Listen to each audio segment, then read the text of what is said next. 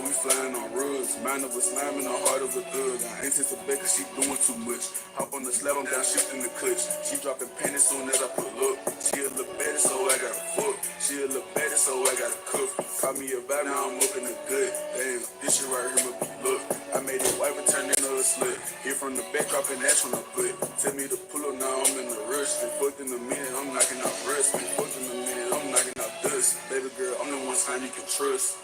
She love me not, can't give a fuck cause I love guap. Hey, my good thing, give me top. You can leave now, but the show don't stop. You can leave now, but the show don't stop. But the show don't stop. Now wake up, it's Sunday. Wake up, wake up. Fuck it, I'm sorry, go mix it with pop. Hop in the skin, now she texting me crying. I'm doing 200, I'm too close to dying. If you love me, then you passenger side. Why I said sick, ain't pretty brown eyes.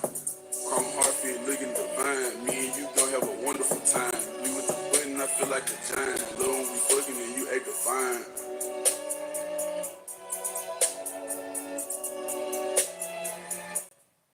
All right, everybody. So first off, to my moderators throughout this live, I need you guys to share out our guest, who is Courtney. We need to share out her TikTok, her Instagram, and the Cash App. I've already put that information out in the chat. This is what we do for all of our guests, okay? This is nothing new. We make sure that our guests are comfortable because they are doing a service to us by coming to us and speaking to us. They don't have to do this, okay?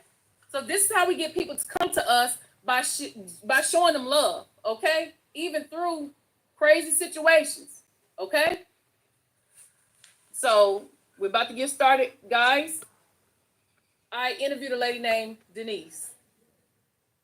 Denise said that she has a daughter who passed away. Now, Miss Denise has made an accusation that the girlfriend of her daughter who passed away is the one who unalived her. There are no charges pressed against this woman. There is no police activity towards this woman or anything. The case is closed. They called it a suicide, okay? Now, you know we have to say things in a certain manner so we won't lose the lie, okay? So it's certain things y'all got to keep up. This woman is here to defend her honor. She says all lies. She's providing me with some receipts, and she want to tell her side of the story. Now, I got another co-host here. Tashana, it won't let me let you up. Courtney, it won't let me let your friend up either. It's saying that their microphone and cam are not connected. Okay, all right. So may I present to you guys our guest, and our guest is named Courtney. Okay. Hello, Courtney. How are you doing? Good. How about y'all? I'm doing fine. Courtney, I know this is probably going to be an uncomfortable conversation, but you say you are open to having this conversation. Yes, ma'am. Okay. All right. So you've already seen me and Jules from a video I sent you. We did interview Ms. Denise, and you had a lot of accusations thrown towards you. Right. The biggest one is you have murdered her daughter. Is this the first time you heard this from Miss Denise? No. Okay, so you have heard this before. Okay. So the first thing I want to ask you is, how did you meet Aaliyah? I met her off of the exact date. I met her on February 25th, 2018. We met off of a dating app. It was called POF. And we started conversating, and then we exchanged numbers, and it went from there. Okay, so you met Aaliyah from a dating app. Now, before the dating app, did you have any history, any knowledge, anything about her? You guys just met off the app and y'all just started dating? Yeah, no. Now, how long was it before you and her got into a situation where y'all was living together or y'all got really close? Was this a very quick relationship? Because I'm part of LGBT or whatever, and I do understand, especially women, we move fast. You know what I'm saying? Was this one of those situations y'all immediately just started It was together? something like that, really and truly, because I had just got out of a relationship, so it was more so like a couple months before I even went that way with her. Just for the simple fact of her background, I had to question myself if I wanted to truly, be with this person, and just all the things that came with it, all the red flags that I seen that I should have stuck with. But hey, yeah. Okay, now this other person up here, this is another co-host. This is Tashana. And I'm gonna introduce the people to you after a while. Because we kind of out of order, but All right, so when you first got with Aaliyah, was you aware that she had any mental health issues? Were you aware of that right away? Yes. Well, yeah, definitely. She told me she was very open about like her life, just very open, and she opened up pretty fast, So that's why I said it didn't move too fast. It was just more so like everything she was telling me was just, oh my goodness. Oh, we got you. Okay. All right. Okay, so without going too deep, did she also make you aware of her medical situation?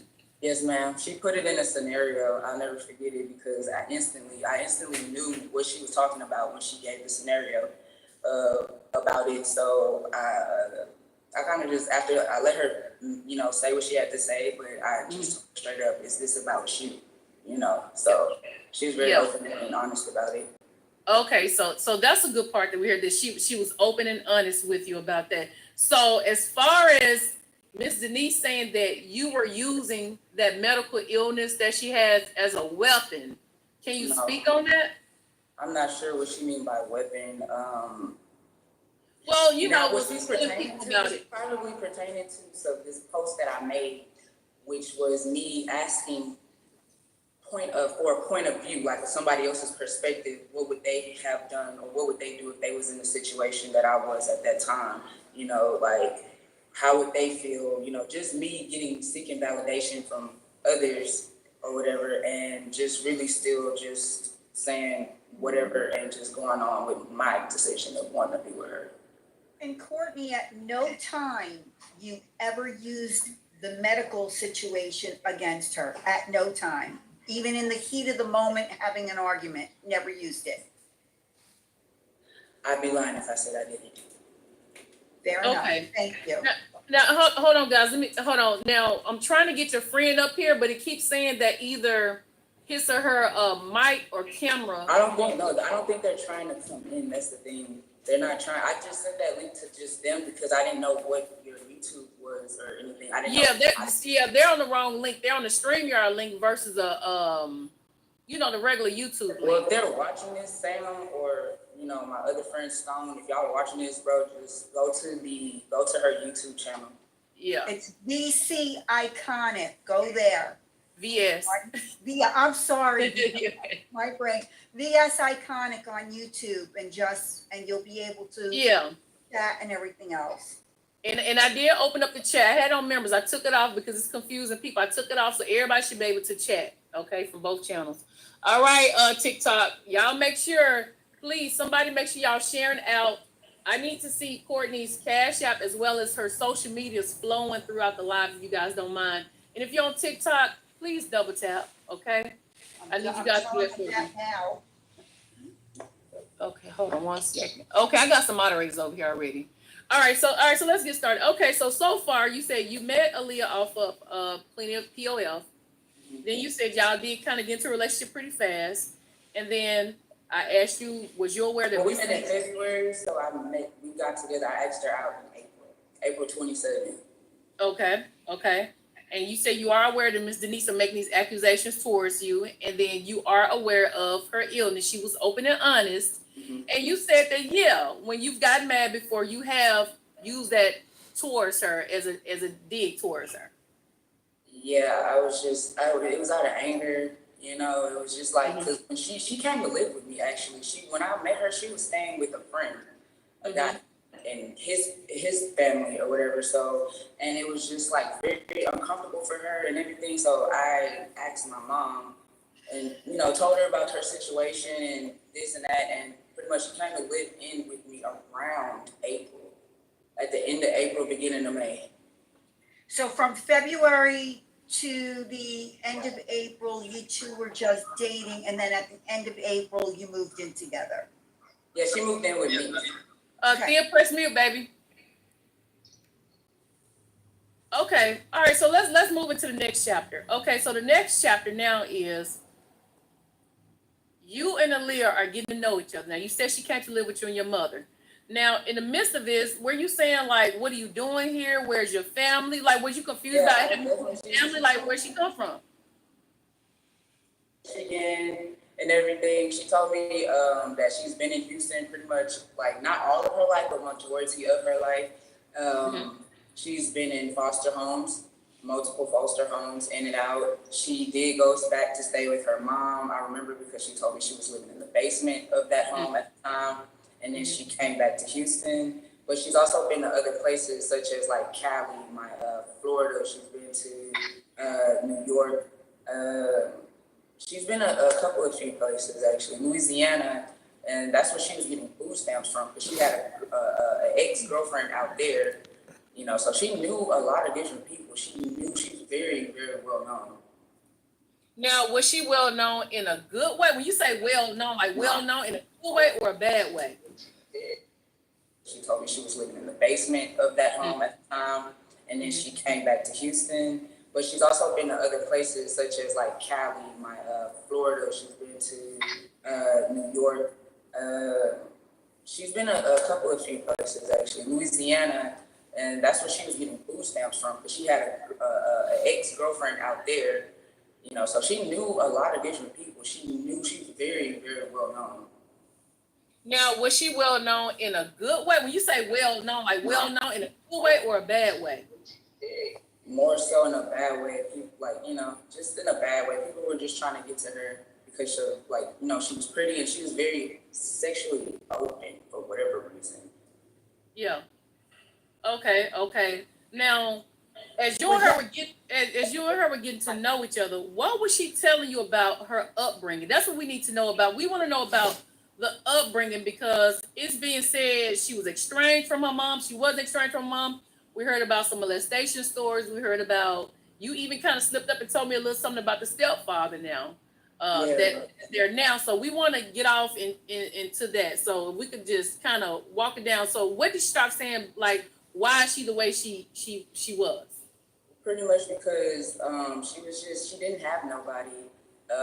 She was molested. I think she did tell me the age was around 2 or 3. I remember she told me that she, the way her mom found out about it was that she had a weenie in her mouth. So therefore her mom saw that, and that's when that went that way or whatever. But I don't recall or remember. Wait, when you say her mom saw a weenie, so she had like a hot dog like or she had something? a hot dog in her mouth, yeah. A certain And she was way. doing something to the hot dog, and the mom said, "Where did you get that from?"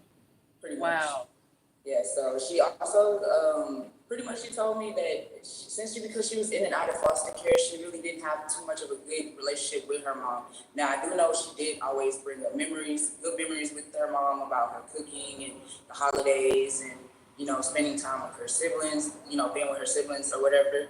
And as far as that, but the majority was always bad things. She, you know, her living prostituting in Dallas, you know, one of her ex-girlfriends she was staying with in Louisiana was pimping her out. That's where that comes from. You know, Right. Go ahead, Tashana. I'm sorry. Hi, everybody. During the time that she told you about the hot dog incident, without going into too many details, did she ever tell you like her mom had a response or an adult around her had a response to what had happened to her during that time? Like, did it end up for her? Was there any consequences to when she found out that happened? Did her mama get that legally taken care of? No, not that I know. She didn't tell me nothing that was legally. I mean, no. And not even street, like nobody from the streets or anything like that. No. No. Okay. Did she ever say anything about her mama selling her anything like that, or getting her? No, she did tell me her mom was a stripper at the time, and that her dad and mom, well, like her dad was way older than her mom, and that she was a dancer, and that also that I don't know if it was the dad, I think it was the dad, maybe one of her boyfriends, or it couldn't have been the stepdad. I don't recall. I don't think it was the stepdad, but that one time the dude drove. They went to her mom's job, you know, as while her mom was a dancer, and dude left her in the car for like hours or something. And he came back and then he just dropped her off. Like he dropped her off and then pretended like he went somewhere to scare her a little bit, I guess. And he ended up coming back. Her stories were pretty strange. Like it just didn't make no sense. And then she always said that her mom's boyfriends would look at her a certain way. There was one time she tried to tell her mom about a guy, you know, in her room, wanting to touch on her, and the mom did not believe it. The mom would not believe it. Now, Miss Denise is in the chat. I know you don't care, but I'm just making everybody aware she is in the chat. Yeah, she is all right. Okay, so Jules, you had something you want to say before Tashana said something? Well, yeah, but now because she went somewhere else, so I'm gonna go somewhere else on this. Courtney, were you with Aaliyah while Denise was living in Texas? No. Okay, so you met after the mom left Texas. Yes. Okay. I have a question for Courtney. All right, go ahead, Thea. We got from TikTok. You should be able to hear. Go ahead, Thea. Hey, Courtney, I understand that you deeply loved Aaliyah, and when she confided in you with the issue of stepdad, are you speaking on the current husband Denise is married to, or are you talking about another individual? The one she's married to. Whoa, let's stop right there. So the Not one, really. hold on, guys. So the guy that we met that Miss Denise is currently married to, she said that he gave her weird looks and was like touchy feely. No, no, those were her previous boyfriends, I guess. Those were the guys that her mama.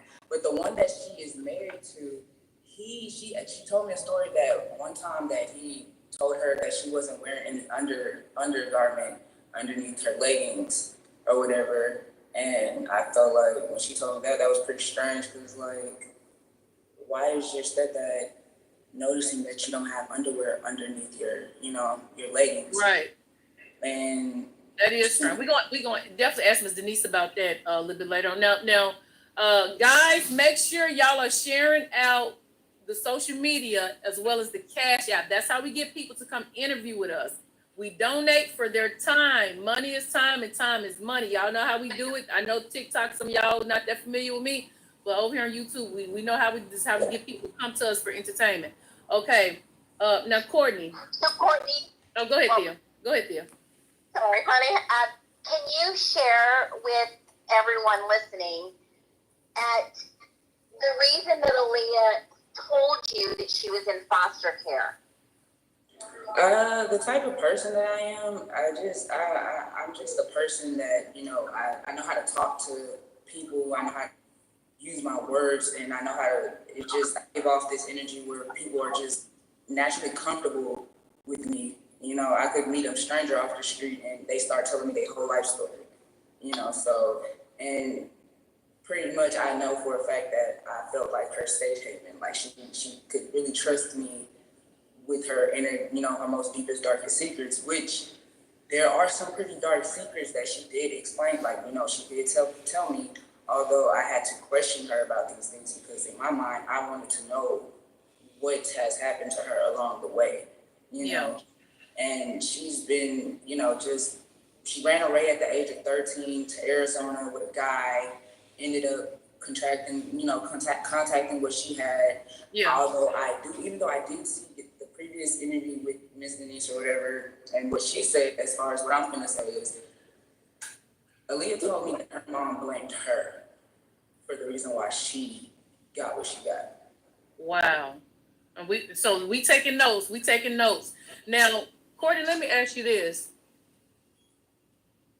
Did Aaliyah feel like that her siblings, the younger siblings that they have now, got treated better than her? Did she ever speak of any type of jealousy? Like, wow, my mom is great to these kids, but was horrible to me. Did she ever? Because I know it's Yeah, she would hit her mom's stomach or hit her mom's stomach with like a water jug or something like that. She told me she threw it at her stomach while she was pregnant or whatever. But as far as anything, she did say that her mom tried to accuse her of, touching on her younger sibling. And what?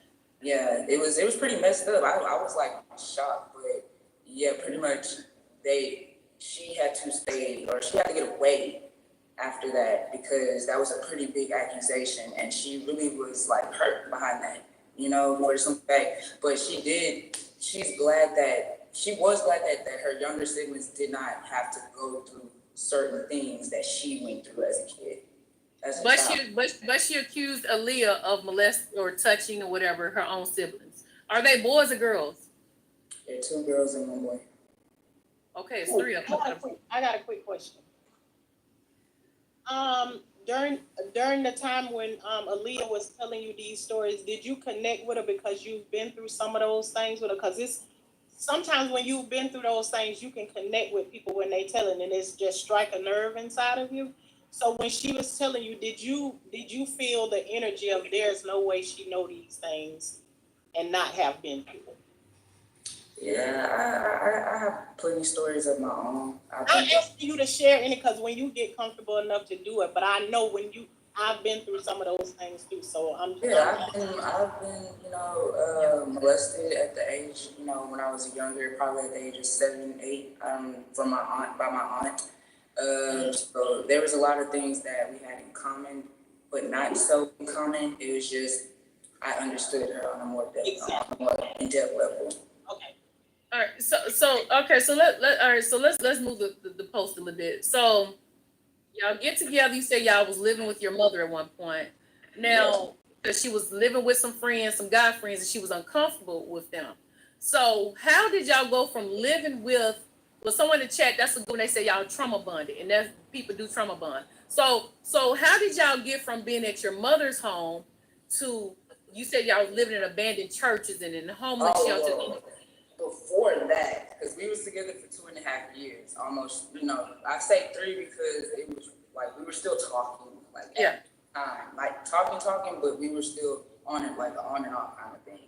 And my mom stood up one day, she was wanting to leave. Like me and Aaliyah had got into an altercation. We had got into a little altercation where she broke my TV, stomped on the TV.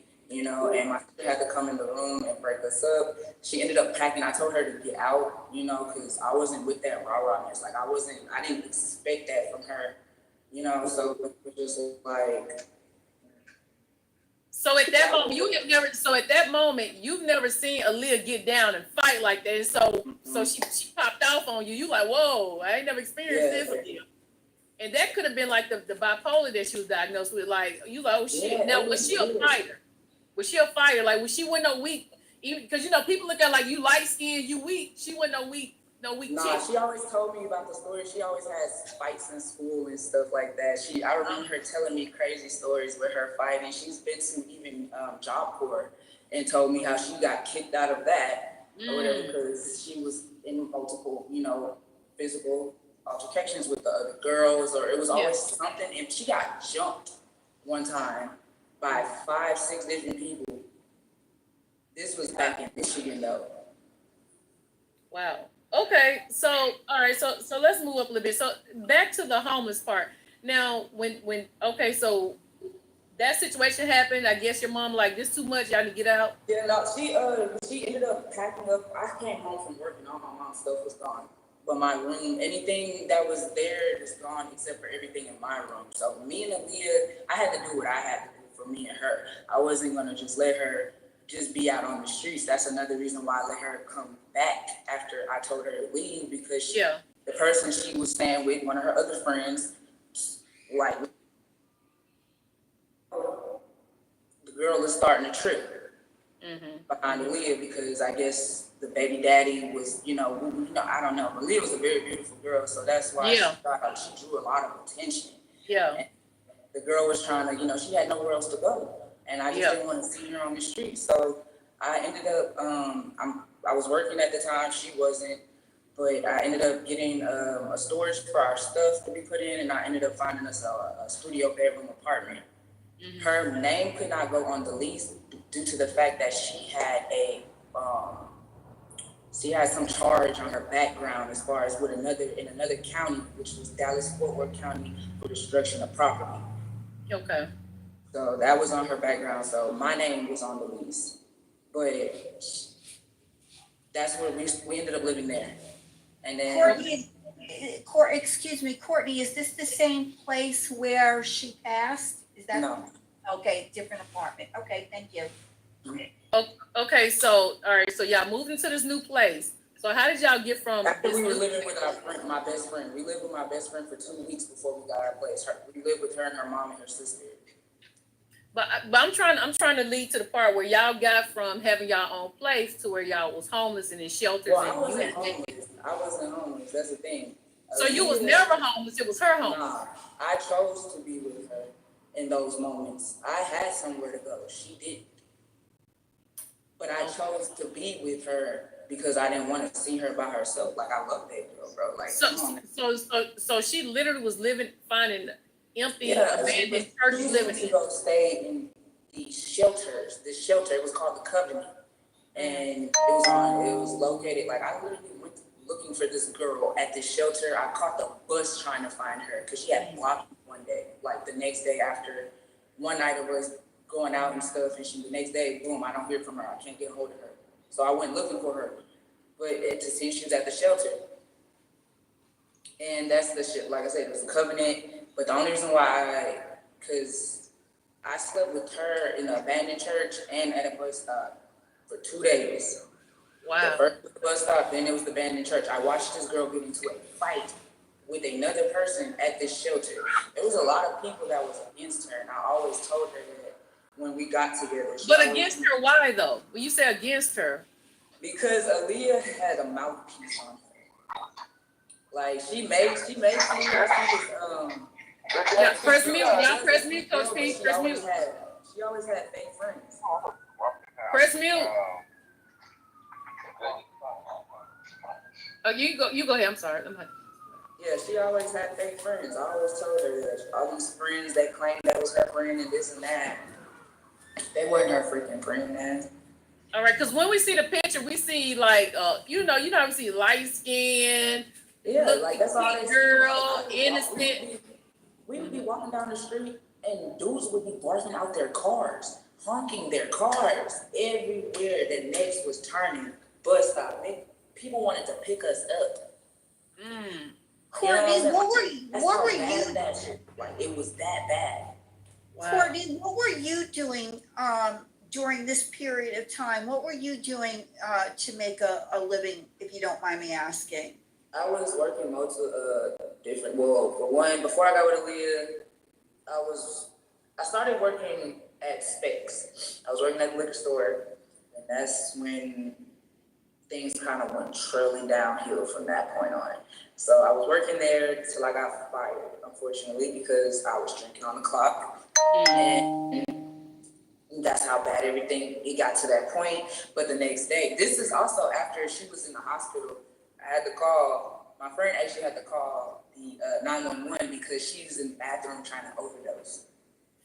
That's why I want to lead into, because Ms. Denise said that there's a situation where you went to the club and on purpose you did not answer the phone for her, and she really wasn't trying to kill herself, harm herself, but she was trying to get your attention. And by trying to get your attention, I guess she did take the pills. That was something that she cheated on me. That's why she did that. She cheated on me. One night she turned off her location, and the next thing you know, I didn't hear nothing from her the whole night. Nobody could get a hold of her.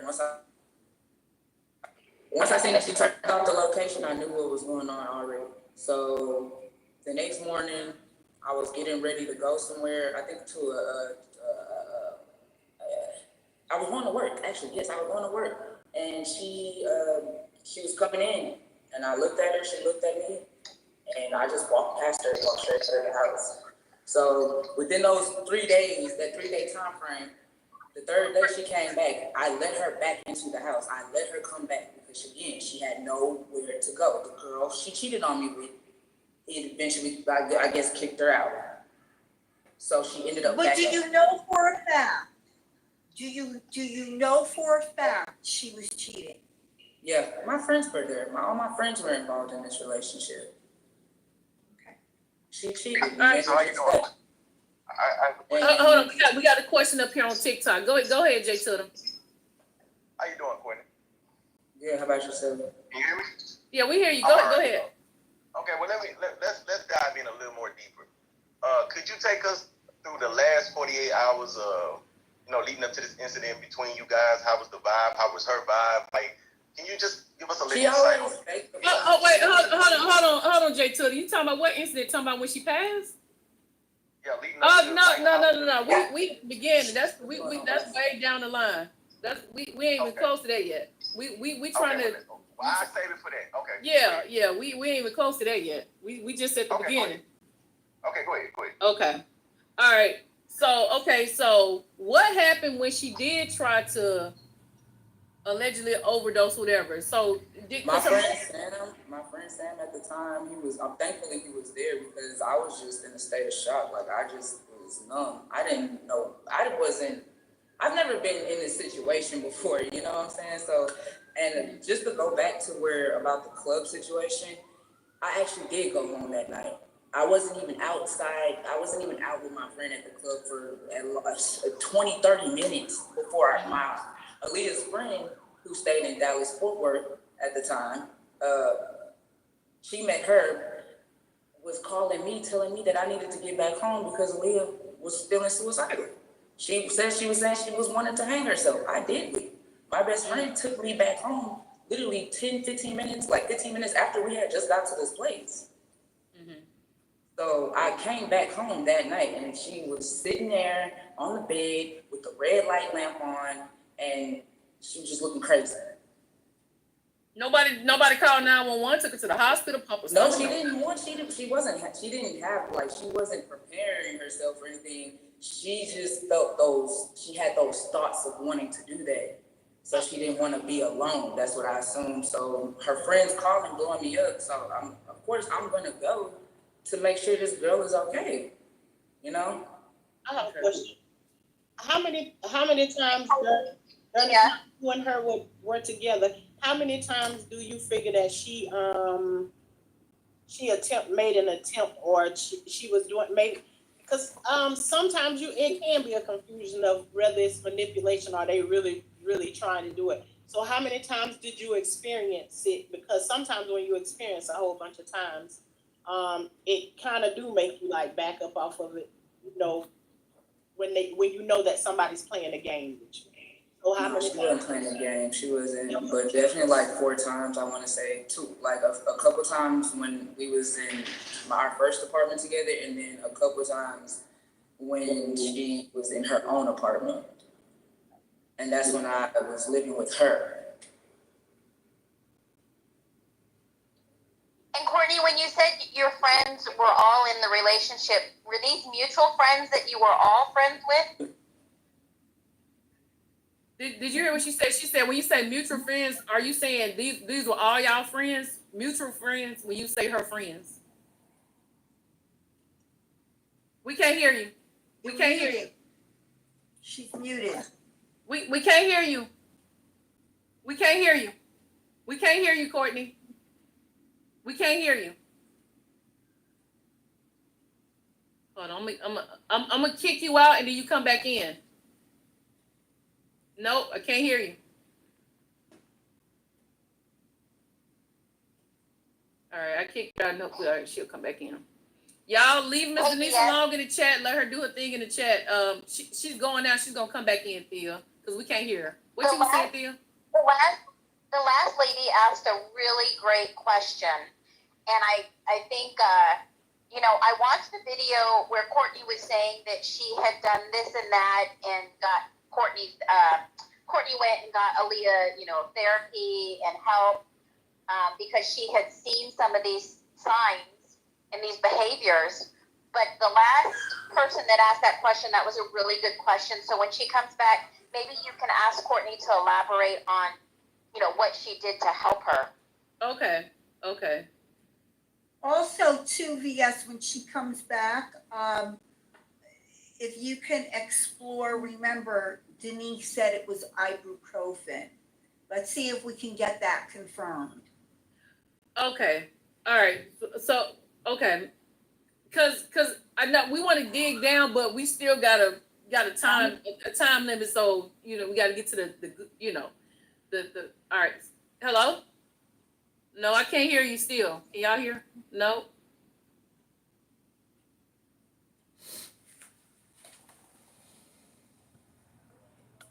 Maybe she should try refreshing.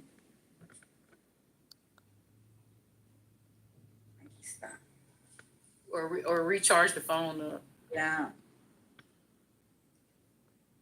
Restart the phone. So what I'm gonna do, let me invite, copy. I'm gonna drop the link in the chat, and maybe she can just click it from the chat. Oh, there she go. Let's see. Hello? Hear me now? Yeah, we hear you now. Okay. Now. I don't have Okay. no Wi-Fi, so this is why it's probably doing that. I do apologize. No, it's fine. You're good. So this apartment. And it's like a nice apartment from here. And I want to get to the meat and potatoes to some stuff. Now, y'all make sure y'all making sure our guest is comfortable. Y'all drop her information. Y'all make sure y'all show some love. Now, let me ask you this. Now, there was a debate with Miss Denise as far as she said it was just like ibuprofen. It wasn't really Yeah, it was some ibuprofen pill. Okay, so it really didn't hurt her.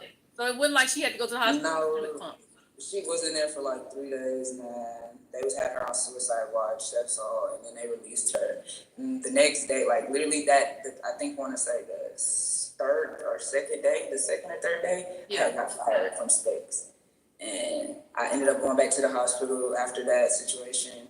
Boom, started applying for jobs. She's over here panicking, freaking out, like, what? You don't have a job? How are we going to pay for rent? Well, first of all, I'm the one that was putting all money towards rent anyway. You know what I'm saying? I'm the one with the job. And if she had a job, I helped her get a job at Walgreens. I took, you know what I'm saying? I told her how to finesse her drug test, all of this. Ooh. Yeah. She had a job. She acted like she didn't want to go to the job. So they ended up firing her. But I thought you said she was she was prostituting. Was she still doing that? No, she wasn't doing that with me. No, I didn't come back. Okay. So all right. So we need to hear that. So when y'all was together, she was not prostitute. This was stuff she was doing in her past. Yes. Because Miss Denise said that she was doing it and was giving you the money. No, nobody was giving me no money. So you saying you was taking care of Aaliyah? She wasn't taking care of Aaliyah. I pretty much was. The only thing that Lee provided in that house before she always destroyed it and took off running when I would call the police on her is food stamps. She put groceries. And the one time I did get help from my grandmother, $200 worth of groceries, she destroyed it. She literally tore up the whole kitchen. Okay, now there is a court case that was going on at the time. Why was charges? I filed charges on her. I filed charges on her because she threw a mirror at me. Did you get cut or anything like that? No, it was just the simple fact she threw a mirror at me, bro. It was just like, I'm not, I didn't know I wasn't gonna put my hands on the girl, but at that time it was just like, you ain't finna be just doing something violently, or you know what I'm saying? That it could have cut me. You feel me? It could have did anything. That was not no small mirror. Okay. How long did she go to? But y'all was still together though, while the court. Yeah, she went to jail. She went to jail, and I still let her come back and stay with me. So did you try to drop the charges, or did like the I state did try to drop the charges. I did go to court with her to get them to let them know that I did want to. She was supposed to start taking anger management classes. She was supposed to pay the fee or whatever that she was supposed to pay for her to start those classes. Now, it was for like she was supposed to get it done by July or something like that. But I don't know what ended up. I'm assuming she didn't do what she was supposed to do when she had got the money. But she was supposed to do that. That's exactly what the attorney had told her. Okay, now, and we might come back and revisit some of these questions, but I'm just trying to move us over, and that way we kind of, before I move to the next topic, guys, did y'all want to elaborate on anything with this right here? We can move to the next one. Just during this period of time, if you don't know, just say you don't know. Are you aware of any contact or how often the contact was between Aaliyah and her family? It was very little. I mean, the only time she never wanted to talk to her mama. She did not want to talk to her mom. She just really did not have a good relationship with her mom, at least from what she told me and from what I saw myself. Now, anything after me and her were no longer talking, that I can only have a theory or assume, but I always tried to get her to talk to her mom. Her parents called, reach out, you know what I'm saying? To talk to her siblings at least, and she never wanted to. The only time her mom would really respond or you get a response back is when Aaliyah we needed help, which is like we needed money. You know what I'm saying? We had to pay for certain bills. We had to do these So let's speak on that, because you brought that up. You said y'all reached out to her mother before. She reached out to her mother for financial help, and you said her mother never came through. Yeah, it was always, well, let me talk to Ahmad, which is her stepdad, or, you know what I'm saying? So, and I really can't recall there being a time where they actually sent money, and if it was probably like $20. Yeah. I'm not sure, but most of the time, it was always me. So what did she say anything about her mom having mental health issues as well? Yes, she said her mom did have a let's speak on that. So what's the mom? Yeah, that's all I know. That her mom did drugs. And someone asked, did they say anything about Miss Denise ever doing drugs? Because Miss Denise said she only suffered from alcoholism or whatever at one point. Okay, so she said, guys, that is true. Only alcohol, no drugs. Okay, so y'all do agree on that. Okay, all right. So let's get to the part. Okay, you made mention of something, and she made mention of something that stood out. She kept mentioning something about a possible assault that happened that she see in her medical records, but they said that no one was available. Now you made mention that she was ganged. Great. Yeah, but that was years before. That was before she got with you. Yeah, that was before she got with me. Okay, this wasn't with you. So was this in California or Arizona? No, this was in Dallas. This was in Dallas, Texas. She got gang raped by 5 dudes in a van. Wow. Then Was she this also like got raped behind. Hello? It's like I'm doing. Hold on, you froze up. Can you say it again? You froze up. You said she also got.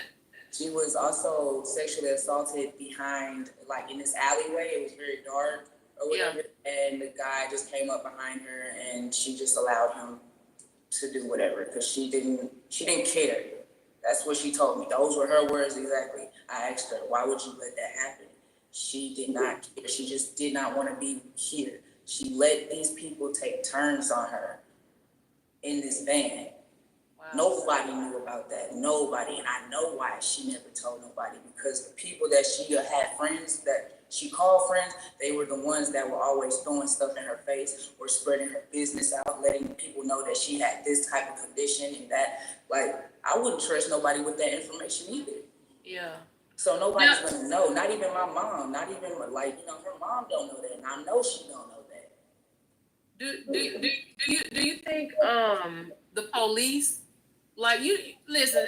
I'm trying to wait. She didn't do none of that. No, but I'm saying as far as her reputation, you know how every town, and I know some places are bigger than others, they have known street workers. Was she known like that? Like, she's just. I don't know. I know in Dallas, that was her main spot. That's where she started. Like, that's what she was really doing it at. As for, I know there were a few times when we broke up, she was prostituting. There was one time she called me on the phone and she told me she was at a hotel. She was at a motel or whatever, and she was crying. And we were not together. We had just got into this altercation where she put knots and all this upside. Like, she really physically abused me, bro. Mentally, physically. And it was like, she called me and she told me what she was doing. And I told her, bro, I'm not talking to you if you go out. If you get off this phone, you go do what you do, you ain't got to worry about hearing from me no more. Mm-hmm. And she stayed on the phone with me that night. Well, what about, because see, now what you just said is what her mother said, that she was calling her, telling her how you was physically abusing her. Even one time, I think you took her phone and she was messaging you, asking you to please give her phone back or something like that. Well, the only time I actually got physical with Aaliyah is the one time where she just, I was fed up with her just everything. And then she disrespected my grandfather. And, you know, my grandpa was my father figure. She literally kicked me out the day after. I'm not going to say she kicked me out. I left. She wanted me to leave. She wanted me to get my stuff and get out because I didn't want to go with her to help her with groceries the day after my grandfather passed. First, that day she cursed and said, "That's why your grandfather died." You know what I'm saying? That was the first time. But you did know she was suffering from mental health issues. Now, was she taking any medication? No. Because you said that you helped get her therapy. So how you help her therapy is medicine. Incident with the suit, like, you know, coming out the hospital and stuff like that. Like, that's when we was like, me and her friend Jasmine was really trying to, like, all of us, me, my best friend, my guy friend, we were all trying to get her help. She did do it. She did it she did it a couple times, and then after that she didn't want to do it no more. Okay, what were y'all in a relationship like? Was y'all in like a polygamous relationship, like, because they keep bringing up this young lady named Blue. They saying that no, Blue was her play sister. Blue didn't come into the picture until around in the beginning of May of 2020.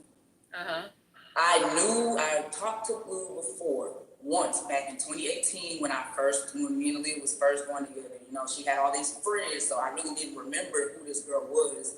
But, you know, when Aaliyah told me, like, you remember, she called me, we was on the phone, and she said something in particular that made me remember, oh, that's the girl, that's who she was. So she moved out here to be with Aaliyah. But what about the Ciroc person? Was she going between you and the Ciroc person? No. See, no. I wasn't with her when she started dealing with that girl. Now, was she dealing before you or after you? The only reason why that girl was, or she got around that girl, was because my cousin was with was like kind of like crashing at Aaliyah's place or whatever.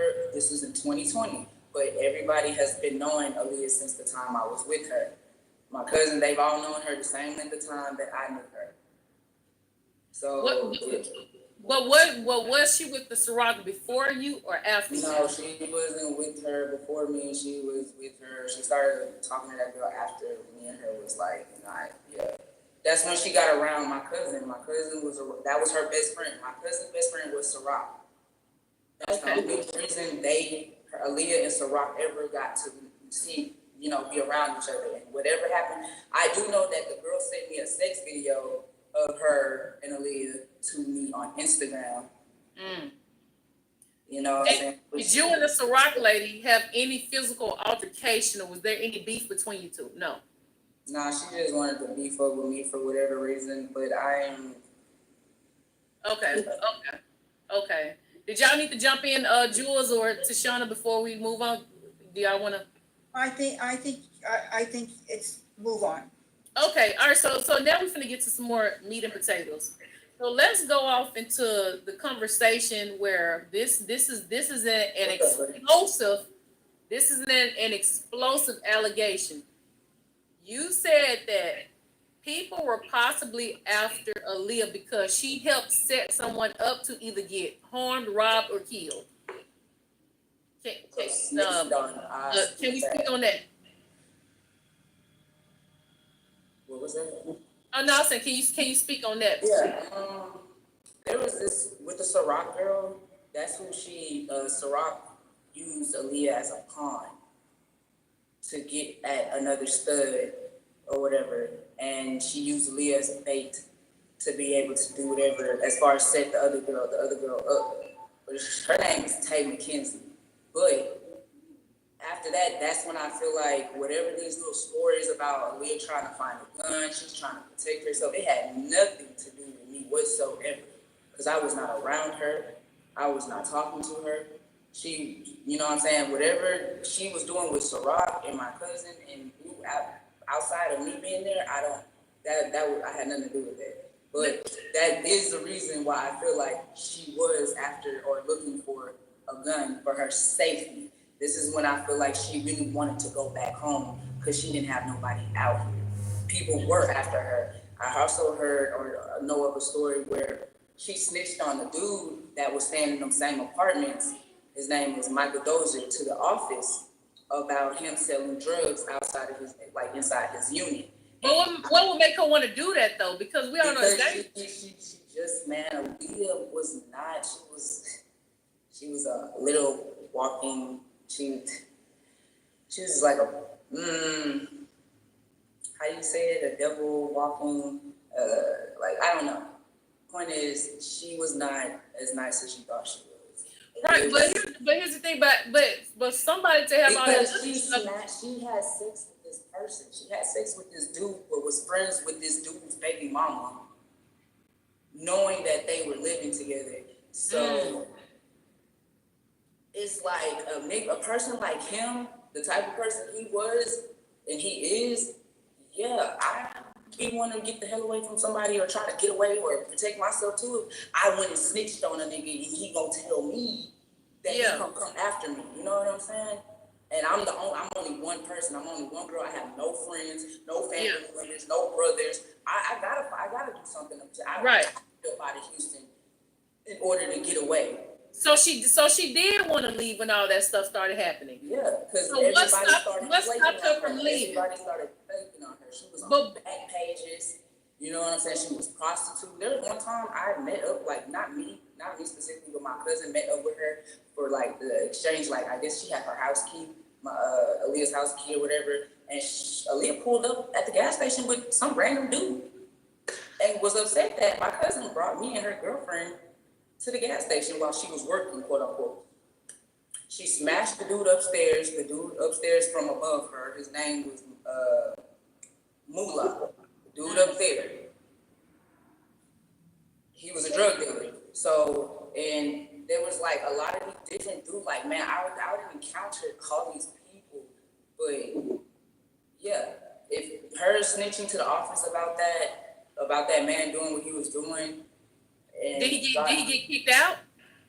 I'm not sure. I wasn't staying there no more. Oh, y'all was broke up at this time. Yeah, You're making me broken up. But this is what I seen all run down through Ms. Denise talking about, like, you know what I'm saying? I just take pieces and I just add, like, you know what I'm saying? I start connecting the dots and start making sense to me. Because when I tell y'all, Ms. Denise be on she was on this, like, every day. It was something every day. She actually was helping me connect dots to help me realize, like, or see that Aaliyah really was trying to get away.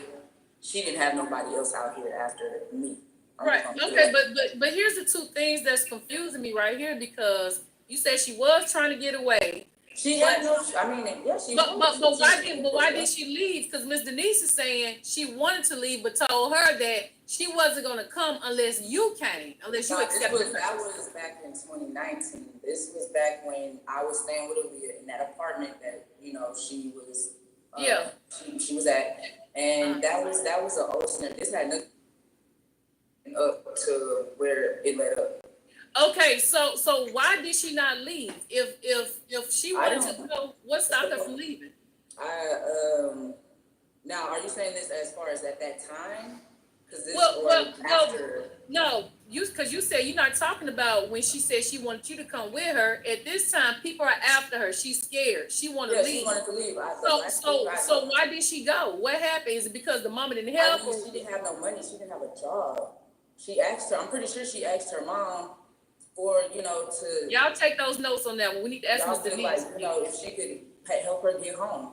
You know what I'm saying? I'm pretty sure that's what she asked her. I'm seeing these all through Facebook posts. I'm just getting, this information little by little through just my own research. Wow. And me being on Ms. Denise's page, and Ms. Denise, she comes with these different things and these different people.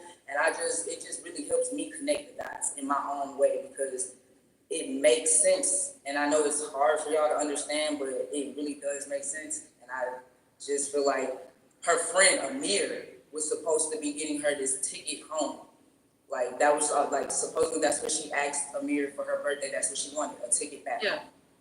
But So you had no intention. that was already in Michigan. But Courtney, you had no intentions whatsoever of going with her. Except for that one time that I really wanted to just help, drop everything and get her up out of here. She just wanted to be with her siblings. She missed her family, which was pretty much her siblings. She had nobody out here, y'all. Nobody. I was all she had, to be honest. So it's just, I wanted her. There was one time I wanted her to go home. We packed up her stuff. She wanted to stay. She ended up wanting to stay. This was when we was in the first apartment, my apartment. And then the second time was when we was in her apartment and I was living with her. This was around the holiday season, this December, or in November, November, December. And she did reach out to her mom, and I told her, I said, if you want to go there, I'll go with you. You know what I'm saying? We find an apartment out there, Be quiet. Or whatever. And her mom said no. She just did not. She knew that me and Aaliyah were gay. It had nothing to do with no abuse. I was not even abused. I never put my hands on that girl until after I was fed up with her. And that was in April of 2020. Okay. So Miss Denise said that when the situation happened, she had a voucher or something where her apartment was paid up for a year. Yes, that's because she had a caseworker. Again, she was in the system. So she had a caseworker. I don't remember the lady's name, but her apartment was paid up for a year, and then after that year, was you living there though? Because she said you and other. I was living there until she kicked me until I left. The terms of when we were really about to get into it, and I knew Okay, so let's hold right there because that's what the confusion is for me right there. So when she passed, was you living there? No. Or not? No. You was not there. Well, you heard about her past living with her in August of 2019. She got that apartment in August of 2019. She got it at a week or a few days after her birthday. Okay. I knew mind you, she had me blocked before I even knew. Now, when she got that apartment, that was the same day she hit me up and told me to come. And that's when I moved in with her. I remember because I was packing, I was moving my stuff on a bus. I was moving my stuff through back to back on a bus. Using the bus to make many trips, and that was that until the day of November 17th, after my grandfather passed. That day was the day I decided to move back home. Okay, so she was kicking me out, but I don't look at it as her kicking me out because it was just meant for me to get up out of there before anything went left, right, or as far as me and my mental that I was going through.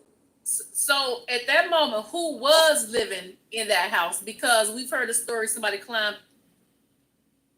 Because we heard of a story of somebody climbed through a window. We heard of a story that was several people living there. We heard the blue girl was there, but then she left. So who was occupying the home with her? Well, when I was living with her, she let people from the little covenant shelter come stay with her a little bit. I don't remember their names. I do remember it was just a boy. It was a girl and her boyfriend, and the girl was working, and then there was another dude that she let come, but she ended up kicking him out because he didn't want to follow her, her house rules as far as not being out all night, And then eventually she ended up kicking out the couple or whatever. Now When I was with her, there was nobody after that.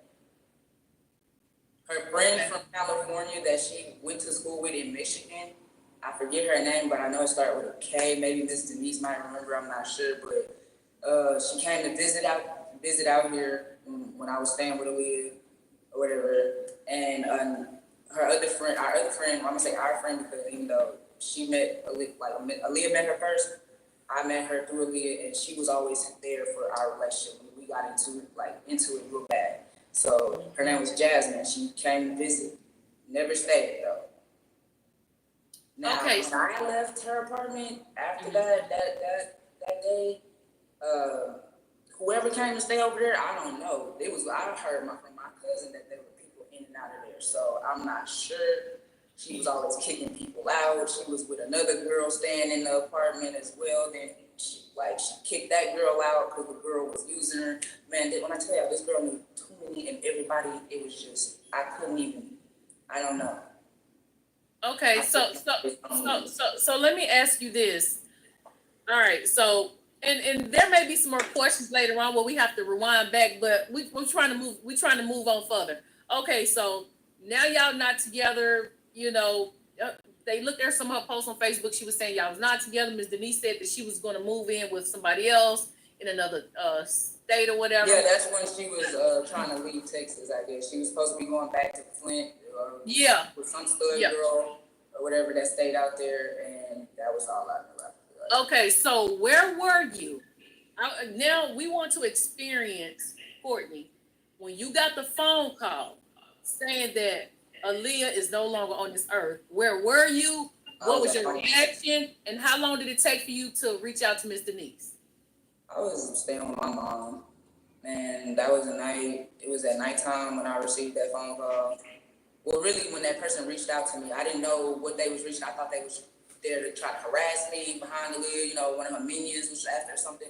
But come to find out, it was her ex-girlfriend or whatever that reached out to let me know that she passed away. Then I spoke to her best friend, Jay. Well, the girl name is Jay. Jay's best friend, Lola.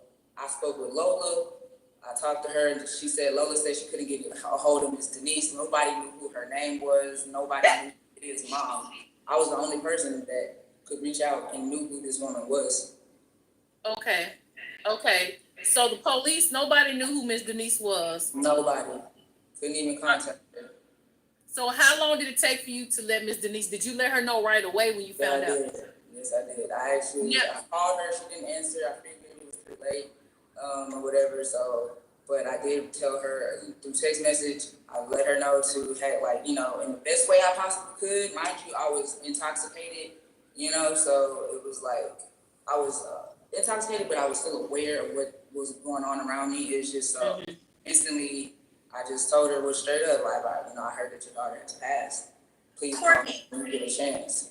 Courtney, just to be clear, you notified Denise the same day you found out. There was not a 4-day delay from the time you found out that you notified her. Yeah, that was the first thing I did. I had to delay her. Mm-hmm. Okay. Thank you, Jules, because she said it was a delay. Okay, so now once you notified her that she had passed, what was the activity between you two? Because we hear stories about you bust out some windows. We hear that she got there a week later, but then another week for you and her to, I guess, have a conversation. And then it was brought up about you sent her a picture saying, well, what do you want? And you instead of leaving the stuff, let her get whatever she want. It was so tell us your take. I don't know about that, okay. Because now, I don't know, you just said a bunch of stuff that I have no. What about a bag of wet towels, Courtney? Hold on. That's next step. Hold on. That's too far ahead. Okay. Hold on. Because we gotta break that. Let's go back to. Hold on 1 second, because I'm getting thrown off. Let's get back to the part where now you told me you notified Miss Denise there was no gap. When was the next time you spoke to Miss Denise to try to get a hold of you know, for her to get down there so you can help her try to figure things out? I'm looking at my messages right now. Let me see. Cause I got the receipts. I ain't never like deleted my messages with Miss Denise or anything. So Hey, Courtney. Hold on, because we don't want to confuse. Let her get this part out. Let her get this out. oh no, they can ask. I'm not. No, because we still got to get the answer to this one. I'm just off the top of your head. You don't know when the next time you're linked up, because she said she was I afraid never linked up to with you Miss guys. Denise. I never linked up with her, although I wanted to, because I wanted her to be like, you know what I'm saying? I wanted to talk to her face to face. Like, I'm the one that moved your daughter. I'm the one that can put everything about your daughter, know of your daughter. Like, you know what I'm Wait, saying? so hold on. So you and Miss Denise never linked up when she made it No. to Dallas. So you never asked her about the Black Panther thing? I mean, not that, but Houston. No, we never did. I gave her my address. She never wanted to. So she's saying some people came over to her friend's house and somebody followed and Oh, said, that has nothing to do with me. I don't know who those people were. I'm That has confused nothing to do now. with me. Okay. So let's I got a question, all right. Okay, go ahead, Thea. Courtney, can we Yes, ma'am. hear in your own words, how did Miss Denise react to Aaliyah's passing? What did she say to you?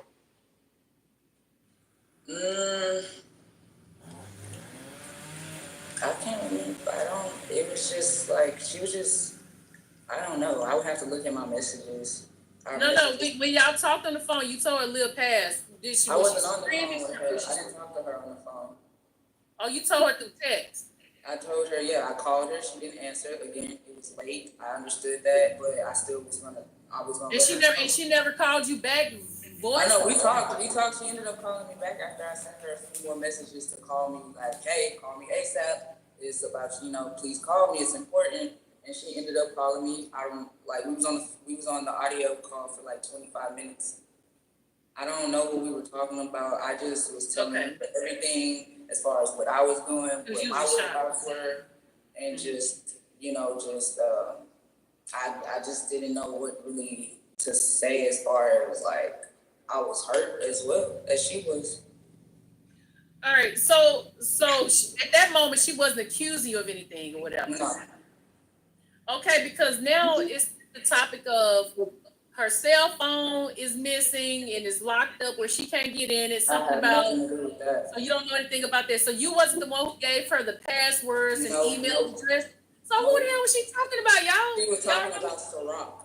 She was talking about Ciroc, the girl that Aaliyah, this other stud girl. Now she was also okay. She was harassing Ciroc. Ciroc supposedly had the thumbprint to the phone. Yeah. She posted that on her Facebook saying she was number 2 print. So why she not accusing? So why she not accusing? Went out. So why is she not accusing Ciroc of harming her daughter? Hello? Why is she not accusing Ciroc of harming Aaliyah then? And why is she accusing you? Oh, we can't hear you. We can't hear you. All right, guys. You guys be patient, please. She said they just moved in some Wi-Fi issues, so just be patient, guys. Make sure you guys are showing love to our guests. Make sure you guys are going to her Instagram page. Go over to her TikTok page. Subscribe. We got Denise in the chat. Y'all can go to her TikTok page. It's called JUSTICE4ALIYAH, ALIYAH. Make sure y'all spread awareness to the story. We're trying to get to the meat and potatoes. Miss Denise will get a chance to come up on this platform to speak for the first time with Courtney since the phone call, allegedly. So we are going to get to that. Hopefully Miss Denise is still in the chat. Please do not block her out. And we're waiting on her to come back. Guys, are you guys under, hold on, who's victim bashing? They said someone's victim bashing. No one is victim bashing. No one. I'm confused. But the accusations need to stop in the chat against Courtney as well. Let's be respectful, everyone, to each other. Whether we agree or not, we need to be respectful at all times. I mean, because she sat back and let other people say stuff, and she didn't jump in, and so, and we're going to give Miss Denise her time to come up here and say what she needs to say. We are going to do that. We're definitely going to, Miss Denise. I know some of the stuff is hard to hear. You will have your chance to come up here and speak to Courtney. Okay, Yeah. she's back here. Hey, Courtney. Okay.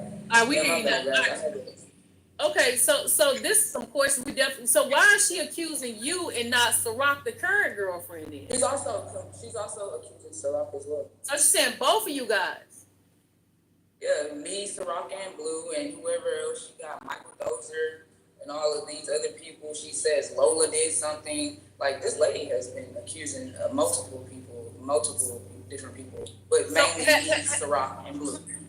So have you and Ciroc had a chance to speak since both of you guys have been accused of this? Yeah, I've been around her and everything. Like, You have. Like, You have. Wow. Yeah, Okay. I ended up being around her. I told y'all she's my cousin's best friend. Best friend. Okay. Best friend. And it's just me and Ciroc exchanged words pertaining to this whole situation. It was some iffy, weird stuff going on as far as Ciroc's ex hitting me up the day after I found out about his passing. It was strange. I actually looked at those messages not the other night when I was speaking with you on IG, and I was just like, bro, I'm so glad I didn't delete none of this stuff because all that stuff was strange. It was all weird. I didn't get around this girl until after line. But yeah, we were definitely, her mom reached out to me, Miss Rose, she reached out to me. But other than that, like, we spoke on it. She said she didn't have nothing. But that was just that, and it was more so over the situation where she sent me the video of her sexually, with on. Yeah. That was it. That was nothing. That was the only disrespect that I didn't mess with. That was my problem with her. But other than that, she was no good for Leah at all. So she was not a good friend. She wasn't a friend. She was never there from the beginning when I was with Leah through the BS that me and Leah went through. Nobody was there but my friends, and Ciroc didn't come until after me and Aaliyah were done. So let me ask this: did any law enforcement call you, come to you, speak to you, or accuse you? Have any police reached out to you? It's frozen. She froze. Okay. Let's see. I'm gonna kick her out so she could come back up. Why is this? Hold on, let me see what the hell going on. See, the problem is that what people don't understand, they think that Courtney is deflecting. She's freezing and dropping out because she's using a Wi-Fi hotspot. Right, a hotspot. Yeah, she made it clear they just moved in. Yeah. Yeah. Okay. Well, listen, we're gonna ignore the chat and yeah, I'm sorry, y'all. I really wish I would have went to my mom's. No, you're fine. Because this is very irritating. No, but I really got. No, but we getting a lot in. It's fine. Now, did any law enforcement contact you and or accuse you of this crime? No. You haven't gotten a call from the police, no interrogation, no PI, no nobody. They said it was a suicide or whatever, and that's that case closed. Yeah, man, I didn't get no police or any authorities called my phone. I didn't. What about? Do you know if any of them contacted Ciroc? No. Okay, so they said that they felt like it was an unalive, and that's that. That was just what I heard. That was it. I ain't speak to no authorities, no FBI, no nothing. The only person that I spoke with to is Miss Denise and the people that was giving me information, which was Jay, Lola. I talked to Blue to let her know. Supposedly she had already found out before I did. And, it was just that. There was no authorities reached out. I didn't talk to no police, nobody. I didn't even go to no candlelight visuals. I didn't even see the Black Panthers. I didn't see that. I did speak with the Black Panthers. I did see that. I did send them also screen recording of what Ciroc sent me in my inbox on Instagram pertaining to Aaliyah. in the video.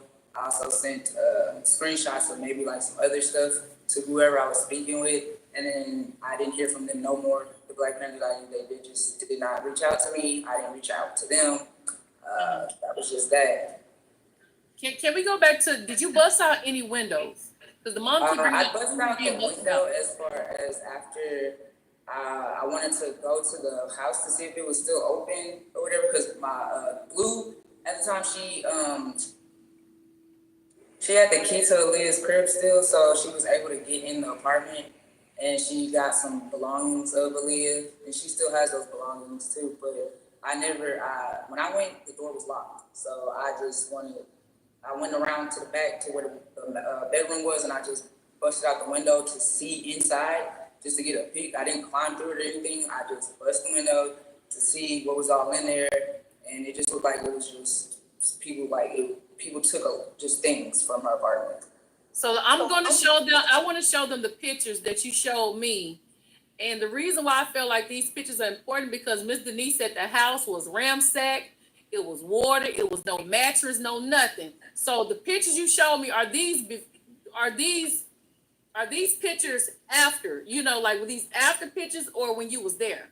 Nah, those pictures were sent to me from Blue. And that's what she's saying the house looked like when everything happened.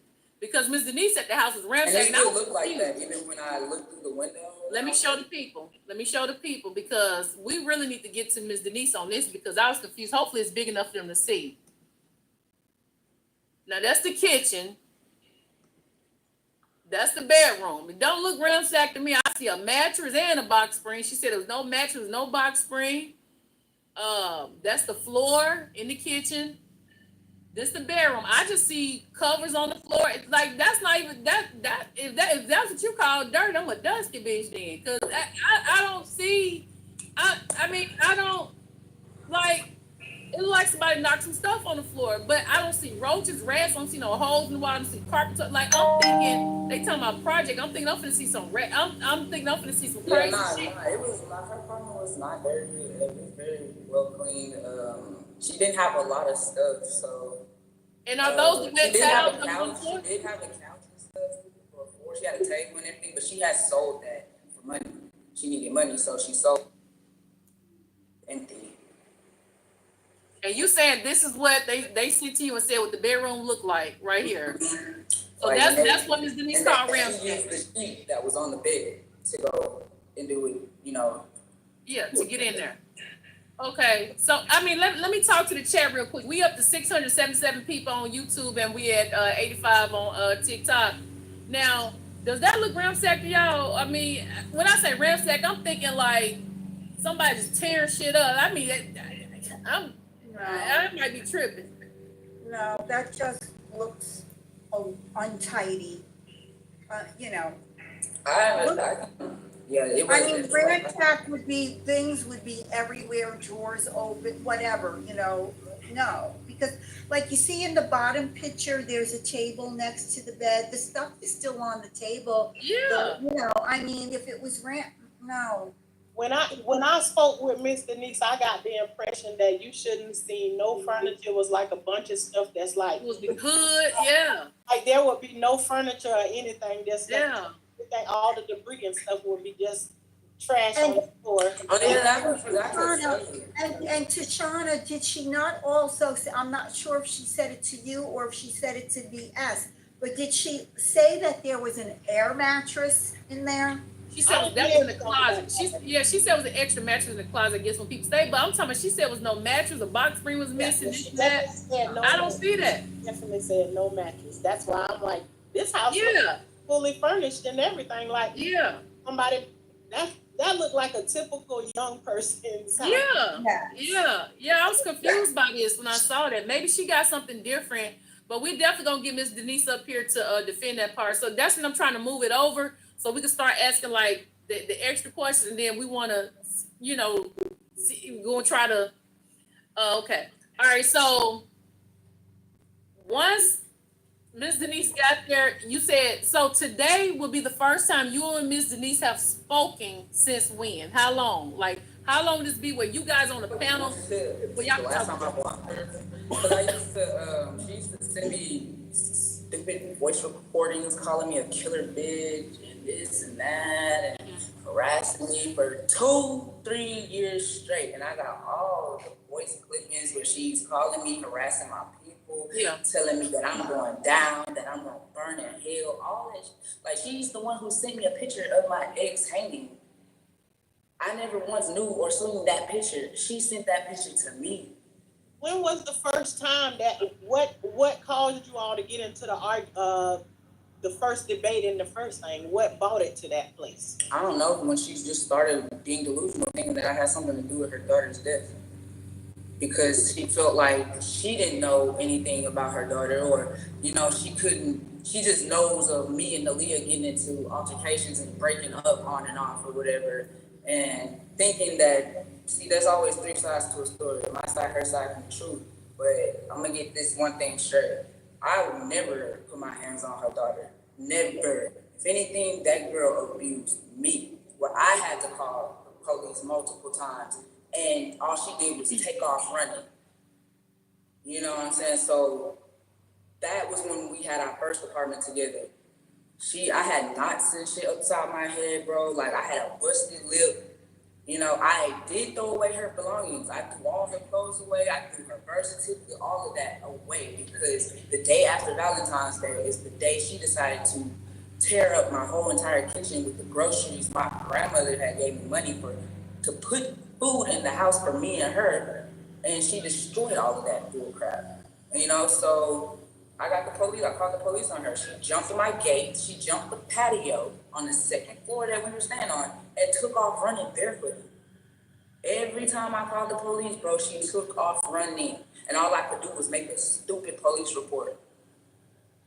Okay. All right. All right, so here we go. My next thought is, so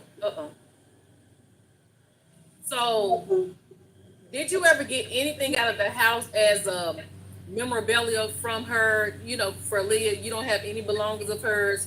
You didn't have the key or anything like that. Now, we know the streets talk. The streets do talk.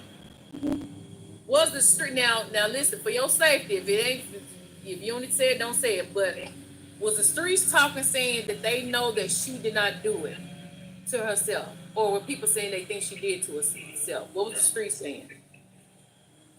It was, people didn't know nothing, to be honest. They were all confused themselves. They were going based on I killed her, or they were going based on that she did not commit suicide, bro. And I personally feel the same way. So you and her both agree. Hold on, I think someone. Hold on, Thea, you want the link? Here go the link for Thea. Only for Thea. Only Thea. So you, as well as the mom, you agree with the mom. You do not think that she did that to herself. Yeah. Okay. Now let's talk about, throughout this situation, what is your mental health with being accused of this? You saying you going through your own traumas, your own life. I ain't just saying that she caused it, but you got your own issues going on. Then you have Miss Denise, you know, doing, you know, what I guess a mother would do. So how was you able to maintain? Because we saw a video of you very upset with people accusing you of doing this, and you just was very emotional, and you was just emoting. And so talk to us about you in this situation. I just wasn't worried about it, honestly. Like, yeah, I got tired. Yeah, I made videos pertaining, like, trying to defend my name, but at the same time, I was just really like, I didn't do nothing. So what possibly could I mentally go through when I know I didn't do nothing? I don't know, but I'm glad. I was just like, I was sad at the fact she was gone. Yeah. Not at the fact of, like, these people accusing me of whatever, however, because nobody knows nothing. And the only thing they know is whatever Leah Lashley told them. Courtney, when you say these people, are you meaning that other people other than Denise? Yeah, other people that was in my inbox harassing me, calling me killers. I had people hitting me up on TikTok, commenting just all on my Twitter, reaching out, calling me killer this, killer that. It was just like, baby, I didn't let that get to me, because I knew in my heart like, this is not it. This ain't me. It was like, I don't know what y'all want to do, but I've never been a suicidal person. I have a dark sense of humor, but I've never been, and you know, I got good people around me. I got, you know, my people love me. I love my people. It's like, I had somewhere to like live. I had support. That's Was all I got was anybody trying to physically harm you at this time? Because Ms. Nee said she was afraid for her safety when she was there. So did you have people threatening to harm you, or was you looking over your shoulder? Oh yeah, I did. Yeah. I had people hit me up saying like, you know, when I see you, best believe da da da da da, or you know what, it's up when I see you. That like it was that, but I ignored all of that because Courtney, when you first found out that Aaliyah passed, you said that the police did not speak to you, but did you make any attempt on your own to go to law enforcement to find out something, anything? Why not? I didn't feel like it was honestly my place. I didn't know what was going on, and I just didn't have enough information, or just, and that wasn't on my mind. It was just more so like, I thought her mom was gonna handle all of that, you know, dad, the stepdad, you know, that's just, and plus I was working at that time. I was working at Ma Pizza. Again, I was still drinking, so it's like my head wasn't on. Courtney, do you think that there was any foul play involved? Do you think that? I know the questions are going to get tough because I don't want to put you in a compromising situation. But did you ever reach out to anyone and say, hey, something's not right here? Did you ever see the picture? This is my best friend, really.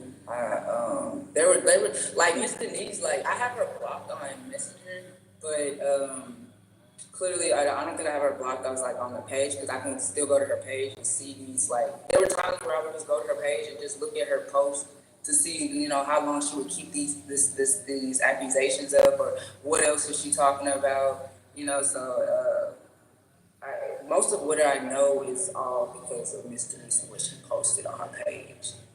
Do you think Miss Denise is angry with you because you're the easiest one that she can take it out on? I don't think that I feel like she's accusing me because I was the only person that was with her daughter for a long length of time. Right. And me and her did have our problems or whatever, and there was never a time where I physically assaulted her daughter. Now, there was a time I did take off with the girl ID or whatever, yada yada yada, but that was that. And Miss Denise reached out to me to give it back to her, whatever, but other than that, no. Okay. Did Miss Denise, that you're aware of, did Miss Denise have any relationships with the other friends that Aaliyah had, or was it just you? No, it was just me. Because Aaliyah did not want to talk to her mom, and then she wasn't like big on talking about her family with other friends, and I know that, and it shows that because nobody could get in touch with this lady, and this is where probably the 4-day gap was, you know, like that she could be talking about as far as her finding out, because the only way she found out is because through me. So whenever I found out, that was when she found out. Now, when Aaliyah passed, they said July 19th. I didn't find out till like the 20th something. So with that, it's like that was the same time Miss Denise found out. That's because nobody could get a hold of this. Now, before we bring Ms. Denise up, I want to kind of ask, because we know it's going to get sticky when that happens. But we all aware it's going to get sticky, and we're going to try to control as much as possible. But y'all got to imagine if her and Courtney haven't talked in a long time, she's going to overflow. And we're going to try to clean it. Very vulgar words to each other. Like no, yeah, but we're going to try to, but I just want to mention one more thing. Tell the people why you chose not to go on the Steve Wilkos show. So your phone rang, you got a call from Steve Wilkos. Can you go from there? I just didn't feel like I had anything to prove. I don't have nothing to prove, especially not on national TV. Now, at one point in time, I was going to do it, you know, because in my head, I'm like, okay, y'all want me to come out here and take this poly test, okay, I'm gonna get your chin, I'm getting some money. You know, that's the only reason why I'm going to go do it. Like, he told me that I would make it's a volunteer thing. I said, then no. I can defend myself freely on the internet. I can do that right now. I don't need a lie detector test. All right. Say, just to maybe you should do it just to give her some type of credit. I told her no, it's not gonna help. It's not gonna make her think anything. It's not gonna change the fact that she thinks I did something to her daughter, which I don't understand why, because I was the only person that helped her daughter. Why? So, do you know if this story made the news? If it made the newspaper? No, nothing. So, an African American woman found hanging in a bad part of Houston, Texas. Never made the news. No, nothing. It was like no, nothing. That's because nobody knew who. Like, she didn't have nobody out here, so nobody knew of her. This was makes me also believe that. But you said she had so many friends, though. So it seemed like these friends were just not her friends. They weren't her friends. They were like there for a little bit, and then these people for a couple of days. And next thing you know, she's finding some place to go. She's trying to find somewhere to go. She's trying to go back to the shelter. You know what I'm saying? Like, these friends were not her friends, because if they would have helped her out. They would have, you know what I'm saying, helped her get a job or something. Nobody wasn't doing that but me. Do you know if she had any pregnancies, whether they made it or didn't make it, or do you know if anything? So she's never been pregnant. Okay. All right. So at this point, Jules and Tashana, if you guys don't have any additional questions pertaining to if we skipped over anything, I know we probably skipped over some stuff, but I'm saying like the main stuff. Let's go ahead to the next section where we'll be bringing Miss Denise up. We are having a after show on Tashana's page where things that don't get answered, maybe she'll go a little bit further in a different type of way. Now, Courtney hasn't agreed to go over there, but the invitation is there if it's her choice, or she could just watch from the sky. But I'm sure Miss Denise will be over there, or whatever the case may be. So, guys, I'm making an announcement. Life with Tashana will be doing an after show because there's only so much time I could take from Miss Courtney. I need you guys to please utilize that cash app that I dropped for our guest, okay? She's coming here to speak on something even the police didn't ask about. You don't have to talk to any of us, okay? Well, I did reach out to the police as far as Miss Denise harassing me, but there's only so You did. That's a good one. Yeah, I did. What they say? They couldn't. It's not much that they. The only thing they gonna tell me was to do change was to block her or change. Like, yeah, she wasn't more so hitting me up through. She had my fake number. You know, I didn't give her like a real number, but okay, she's in a whole different state. What could they possibly do? So there was no, even though my friends stayed telling me, call the police. I did. The guy came out, he took my statement, gave me the little police report, and that was that. After I seen him do that happened. I said, I'm not dealing with them no more. They're not going to do nothing. But Courtney, Courtney, but you firmly believe that this is something that Aaliyah did not do to herself, that someone else did this to her. Yeah. Is that correct? Yeah. Only because not only that is that Miss Denise went to so many different mediums. Again, like I said, I was stalking her page as well. I guess you could say that, just to see if she was still slandering my name and whatever. Yeah.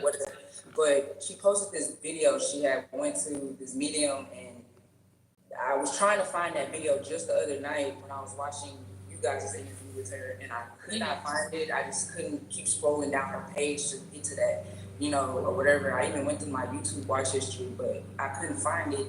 So, but there's just one particular video where the medium is speaking, you know, to whatever and doing what they're doing, and it's just like this voice, and they're talking to this voice, but it sounds just like Aaliyah.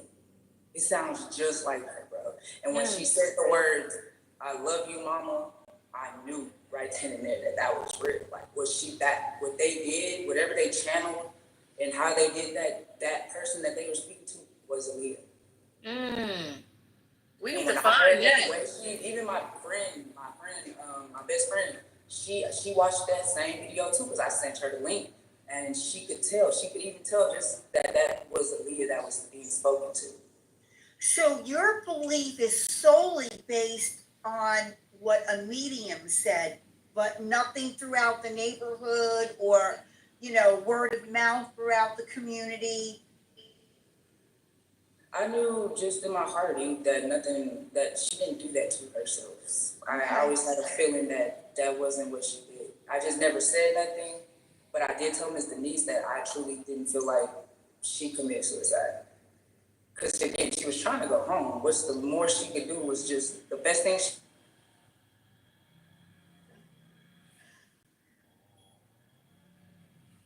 We can't hear you. We can't hear you. Can't hear you.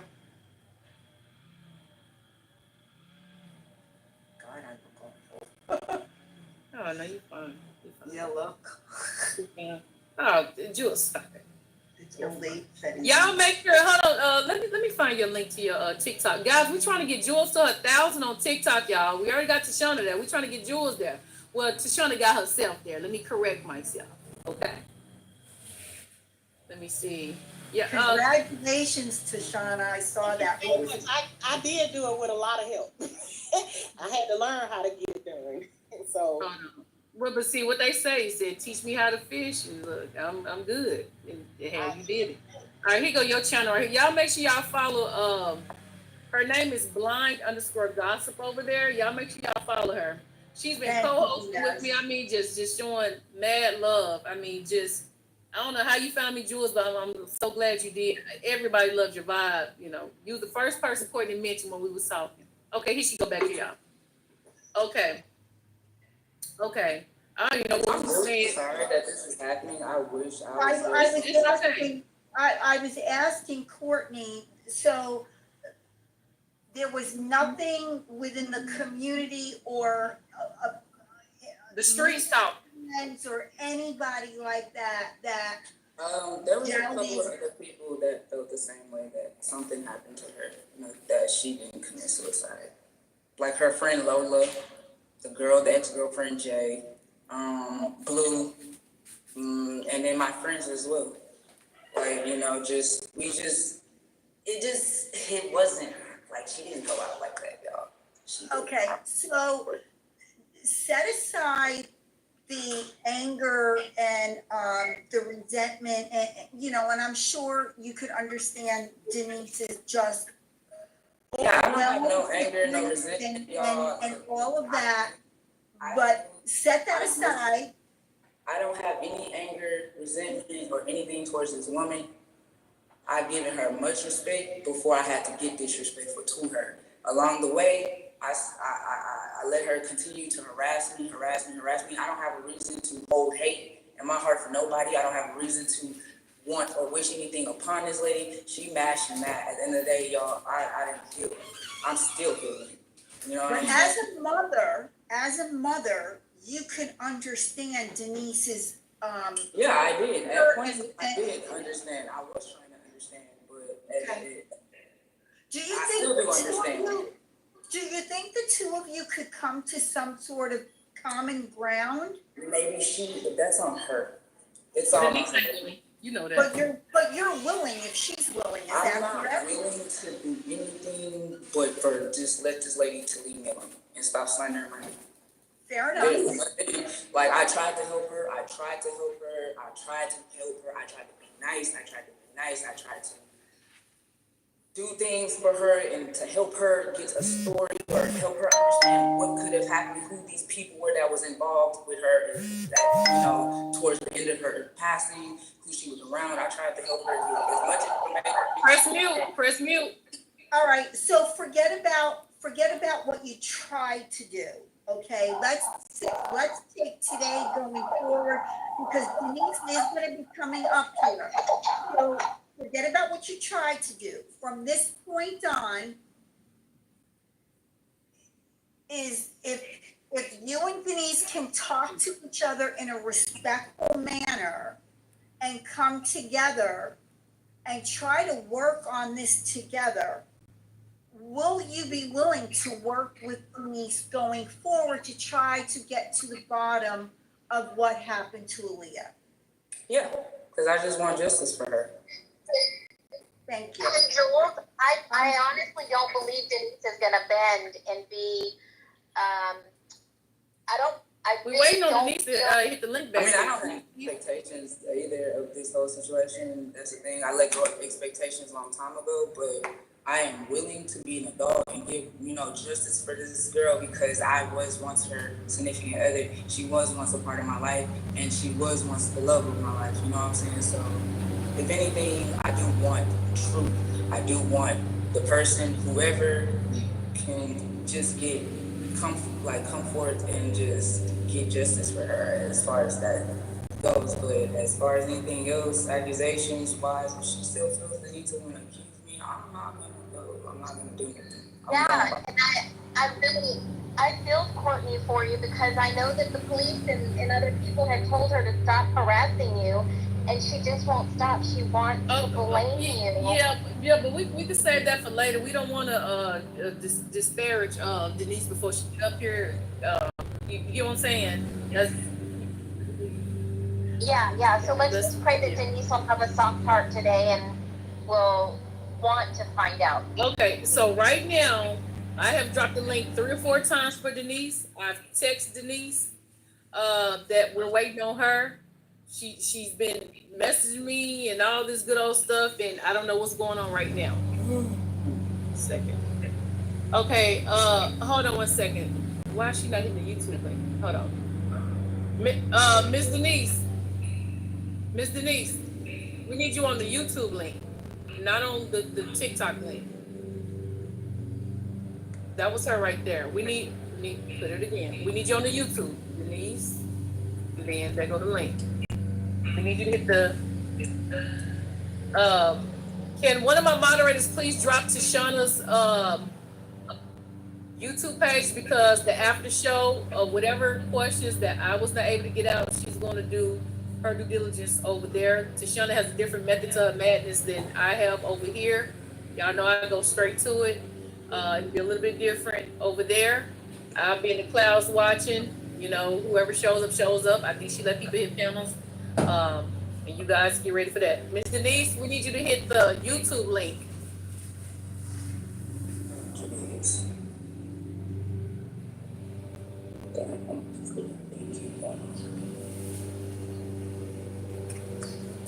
Okay, Miss Denise is back here. Okay. All right. Now, Tashana and Jules, I'm going to put y'all to the back, but I can still see you both. I'll put y'all up in a minute, but you got to just order first. Okay, so, all right. Okay. Let's see if I can. Okay. Hello, Denise. Hello. All right, so, Miss Denise, we got Hello. Courtney here. Courtney, we got Miss Denise here. Miss Denise, this is your first time being on a panel with Courtney, probably ever, right? Yeah. All right, so we're gonna slow walk it. I know you got a lot to get, and I'm gonna give you your moment. I promise you. But and I'm gonna even let you emote the way you need to. But just give me a second. After hearing what you heard for the past 2 hours, 1 hour 58 minutes, do you still think Courtney murdered your child? Yes or no? No. You don't think? Okay. No. Do you think she contributed to it? No. Okay. All right. So now that you have Courtney here, what do you need to ask Courtney that you feel like you have not been able to get off? Y'all are right here. This ain't the Steve Wilkos, but guess what? Y'all here together. So, and she's willing to talk. Just get some, and I know it ain't gonna be just respectful like that. I get it, because you said she abused your child, whatever. But let's try, to get something. So go ahead. I'm giving you the floor, Ms. Denise. Okay, give me 1 second because I'm getting a lot of back feed, and I think it's because I didn't end the TikTok. Okay. All right. Go ahead. No, hold on. Okay. Go ahead. I gotta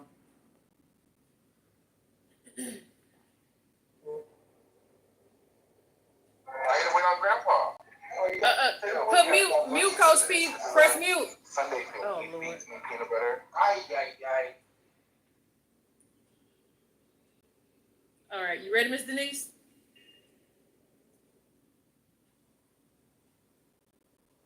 I know, right?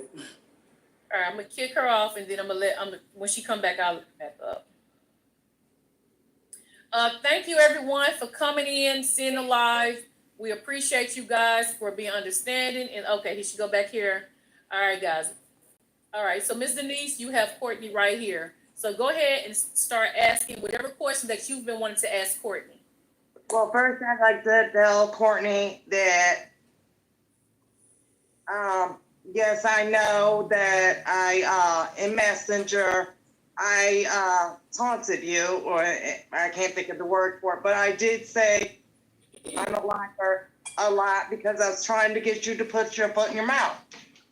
And so, I just realized today, that no, you did not do nothing. I believe it is Sarah. And I got some proof that it was her. So I believe that you did not do anything. I feel though you did, Courtney, you did get on here and you did say some things that upset me that was not true. Like you said, you only abused Aaliyah one time.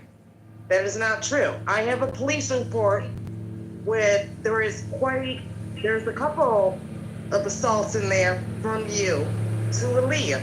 Now I'm not saying Aaliyah didn't abuse you, because I do have police reports that Aaliyah abused you also.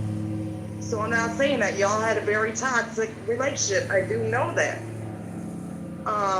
But you weren't 100% truthful, and I feel like if you love my daughter, I mean, I got proof of everything I'm talking about, because I'm not just going to talk something that I don't have proof of.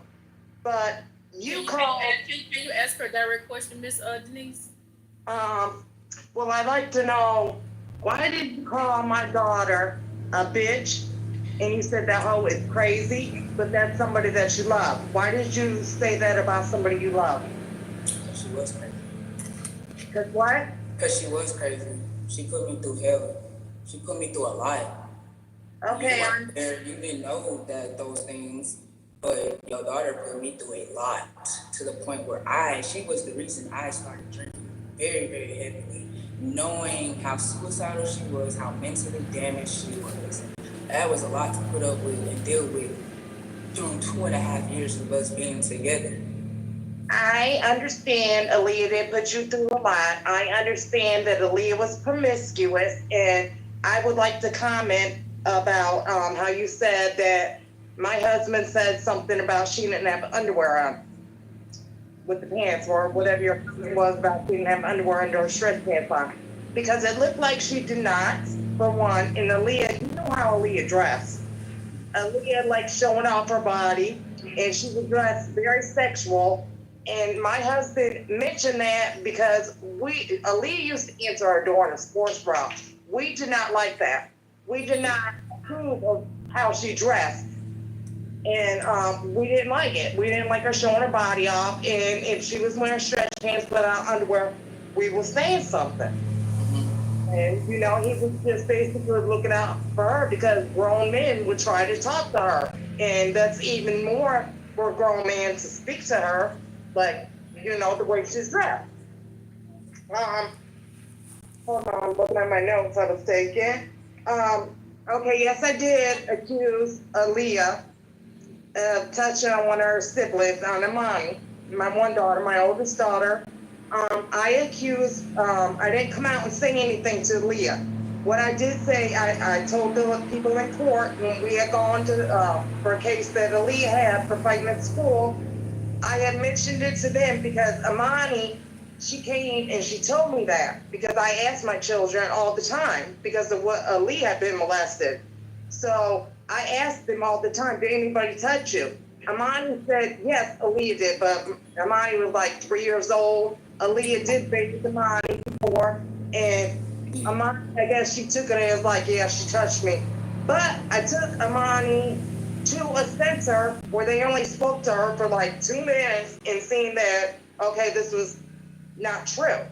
So, but I had to say something as much as I did not want to, because that's my daughter, but I had to say something, otherwise they'd have taken my other kids from me if something like that was found out true. They would have been like, why didn't you say nothing? Because they would have felt like I put my other kids in danger. So I had to say something. As much as it hurt me to do it, and I apologize to Aaliyah for it. I feel bad that I hurt my daughter, that but I had to say something. I had to. As a mother, I had to do it. I had to say something. And then the pictures that you showed her of Aaliyah's room all clean. My daughter was a very clean person. Her room, the picture that I showed them has dates on them. And I could show them that you text me those pictures. And people are like, it's not ransacked, it just looks messy. No, my daughter was very clean. That room was ransacked. There wasn't even clothes in Aaliyah's closet. All of her clothing was gone. All her clothing was gone. I have pictures. Yeah, I know. I got a picture like that Ciroc sent me, and it said something, Ciroc with a broken heart emoji. That is ransacked. Then I have another picture with that little plastic dresser with the drawers open because somebody took all her bras and panties that was in that drawer because she had bras, panties, and socks in that drawer. Somebody took all them items out of there. I didn't want my daughter's bras and panties. Somebody took them. You admitted to busting Aaliyah's window. We have an eyewitness that you busted the window. And actually you did a live video, not saying you were on live busting the window, but you were on a live video talking about you were at your ex's house. And then I said I bust out her window. right, I know you admit, I'm just saying you was on live video at her house, and then you got off live video. You were talking about you were at your ex's house. Then you got off live video. Then you busted the window. Whether you went in or not, no, I did not ask that question. That's Okay, so hold on. So she admitted that she did bust the window. So where do you want to go from that question? Because she said she did. Well, she's saying something. I mean, we trying to. Well, we will disagree on that. Where she says she just busted the window to see how. Let me finish. You just busted the window to look in and see how Aaliyah's apartment was. But why would you have to bust the window to do that? I mean, I couldn't get in. Now, Blue, she was able to get in because she had a key. Now, right. She told me she would leave the door open for me because I did want to go there and get some belongings of Aaliyah. But when I got there, the door was locked. So, and I didn't just be bust out her front windows because it was just like, I was trying to raise the windows up, but I seen that on the inside, they looked like they nailed them down. So I couldn't get under, so I went to the back and I just picked up a rock and I just busted through the window to see what was in there, and it looked exactly the way those pictures looked that I sent you. It looked just like those, because Blue was the one who took those pictures. The one with the bed all clean, or the one with her stuff all over the floor? Yeah, all of that. All those pictures from the bedroom to the living room to what the kitchen looked like. It looked just like that, except that everything was there. That's in those pictures. And you lived with Aaliyah. You admitted that, so. She was clean, and I'm an OCD type of person, so I'm clean off rip already. So the house was clean. She did have a couch. She did have a table, but like I said, she sold that to get money. Okay, and I noticed Zeke Will was in the thing up here, and I want to say Zeke Will messaged me in October and said, I want to tell you about your daughter's unaliving, but the M word, and to contact him. So for him to leave any messages, he kind of stuck up for you and stuff and tried to tell me that my daughter was on meth and just lying. Yeah, we did do meth. We did do. Well, it's not in the autopsy report, and I don't understand you. Hold on 1 second. Hold on. Ms. Denise, you're asking some really good questions. She's trying to, I guess, get some stuff out, but then you go into the next. So let her. So you said no drugs, but she said they did do it together. So she might have a little bit more that might be really informative because y'all doing really good. I appreciate you, Ms. Denise. I really do. Let me get out the way. Yeah, we did it. We tried it for the first time through her neighbor upstairs. We was, like I said, we was in the bad environment. Those apartment complex was very bad. The people around it, it was just, so we did it. We did it together, and we didn't smoke it, but we, did it as if it was like powder. But it was very bad. It was burned. So, and there was times where we would get into it. I wouldn't say we say her, because it just felt like the neighbors were attacking her. These were not the neighbors that was on the side of her apartment, but further down. Right. From her apartment. Like once you pass that hall, that apartment right there, that I know was who the you're talking apartment. about. Yeah, so that one, and they were messing with her. They would just be trying to stir up some drama. They were trying to break me and her apart. There was a point where she called the police. They did come out later, but she only called me because she felt threatened by these other folks. But we were on it. We hadn't been asleep, so she looked real delusional when she was speaking to the police officer. You know what I'm saying? Because she's telling him, we ain't been asleep, da da da da da. These people were harassing her, messing with her, and she just wanted him to go, get on them to leave her alone. He would not do that because of how she looked and how she was saying these things. So he didn't even take a police report or anything. He basically just told us to get some sleep. I do have video that they had given us. So Aaliyah looked fine. It was something about she had busted out their car windows. I don't know, something about. Oh, she slashed 4 tires. She slashed the neighbor's tires, yes. Yeah, something like that. And she did get threats from the neighbors pertaining to that situation, which, I told her not to do it, but Aaliyah didn't listen. She was very hard-headed, so she could be very spiteful. Very spiteful, so that's what she did. And I guess I would like to ask the question too, that you said you met Aaliyah in 2018. I found one of your old posts on Facebook from 2018, and I knew you were talking about Aaliyah, and you were basically asking your Facebook friends that if you met somebody and they really liked you and you really liked them.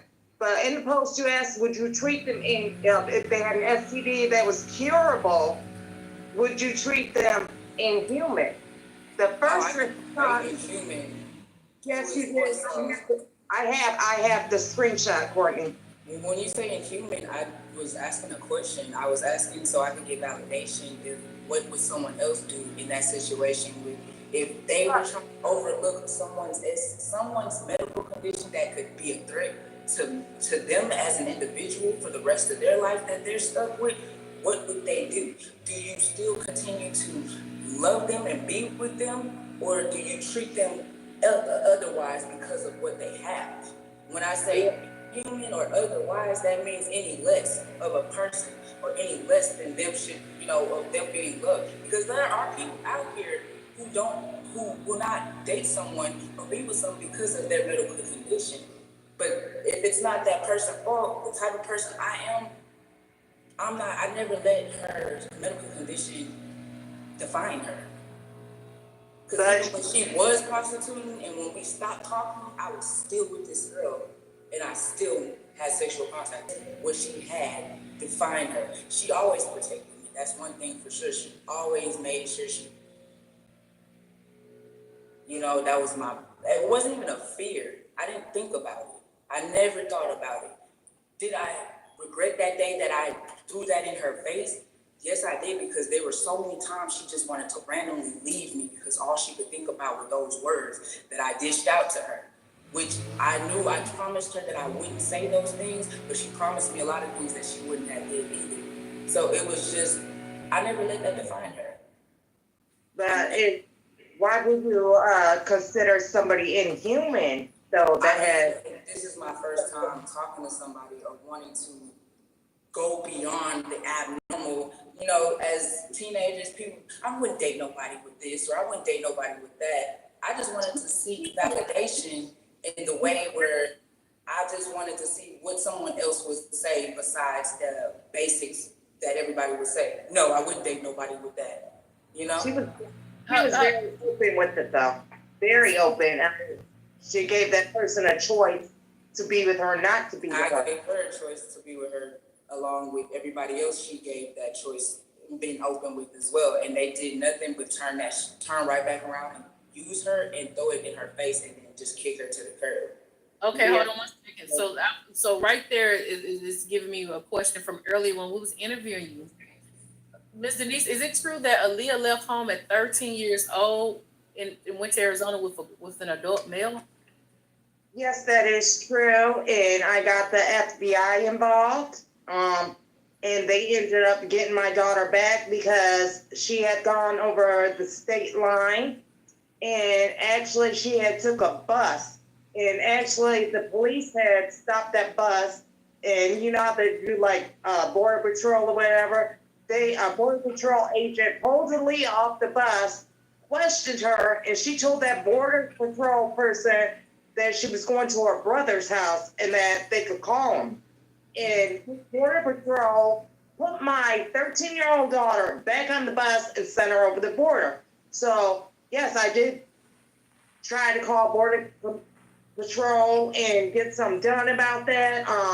But yeah, she ended up running away because Aaliyah, we had caught her on, I had got her a handheld PlayStation. And I did not know that handheld PlayStation picks up Wi-Fi. And my husband one night got up and Aaliyah had fell asleep and left that PlayStation on. And we noticed that Aaliyah had been talking to homeless men in shelters and just talking to a bunch of grown men online. And so I took that PlayStation and I sold it the very next day. It was brand new. And I took it from her and sold it. But that's how she met the dude in Arizona. And I tried to do some, but the FBI told me to leave it alone because his father was in the Air Force. Okay, so all right, so we heard your explanation for that. So did you, because Courtney said that Aaliyah told her that you were telling her it was her fault she caught that disease. Did you ever say that to her out of anger? Actually, no, I never did. Aaliyah called me when she had found out that she had herpes. She called me and woke me up, and my husband can verify this. Aaliyah actually blamed me for having it because she said I wouldn't let her come home. And I told her that wasn't true. And I'm the one that told her, when she told me, I asked her to please tell other people. That's why she was so open with it, because she took my advice. I told her to tell other people so they would have a choice to be with her or not to be with her, so they wouldn't hurt her. And it just upset me that Courtney called my daughter inhuman about that. I'm upset about that because that's a whole word, and it's like, why would you treat somebody that has any kind of disease or anything wrong with inhuman? We're all human. You see how you're asking that question? Could it be possible at all that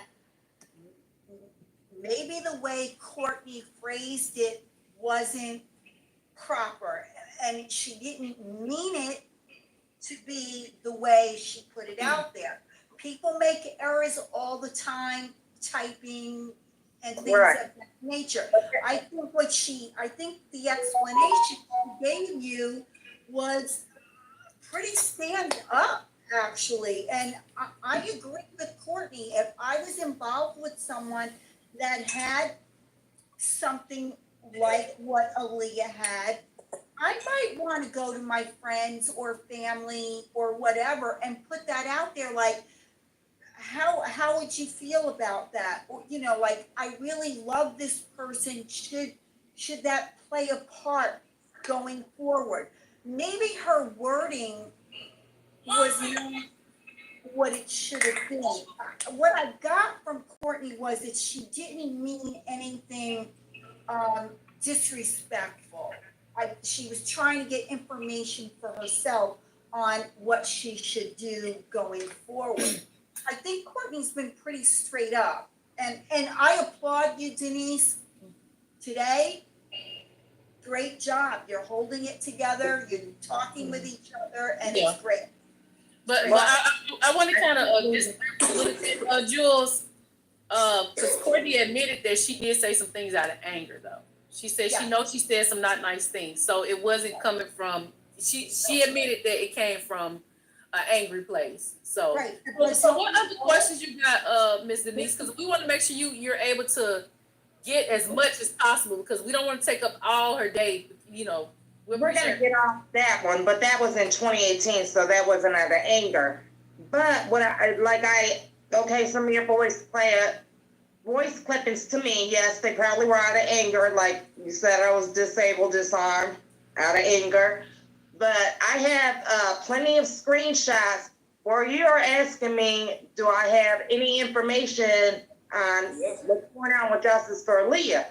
And then I have voice clippings where you're going back and forth saying it's unaliving to she unalived herself to somebody unalived her.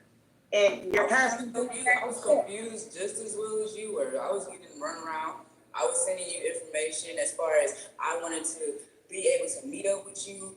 When I asked you, were you going to view the body? That was me asking, okay, like, have you seen it? You know, just asking normal questions. Asking the body, nobody. I'm sorry. Okay, like, have you seen it? You know, just asking. But go ahead. Sorry about that. That was an echo. Oh, it was nothing more so of me trying to be suspicious or get anything. If anything, I felt like you were trying to real information out of me, and I was coming to you with information. It's just that so many people was in telling you this and telling you that. I could understand at that time. I could understand you were all over the place. So yeah, I probably did not make sense. I look back at those messages like, dang, it doesn't make sense. But then again, I look at the dates and I look at the things that I did not delete, and it's just. I was right there with you, and I told you I don't feel like she committed suicide. Okay. I told you I felt the same way. The reason why I turned sideways on you and started accusing you is because in our conversation, you started victim bashing my daughter, and you sent me, and that was upsetting. You sent me a screenshot, or you texted me telling me that you emailed my daughter 57 times just to get her back. But that's stalkerish. No, it wasn't, because of the simple fact your daughter was playing with my emotions at the time. One minute she's talking to me, she loves me, then the next thing you know, I'm blocked out of nowhere. How do you think I'm supposed to feel? So yeah, I found the easiest way to contact her, which I wasn't blocked. That's what she did. She blocked me all the time. She had no reason to do that, but I did that's how I knew I loved that girl, because I went out my way to do that. Because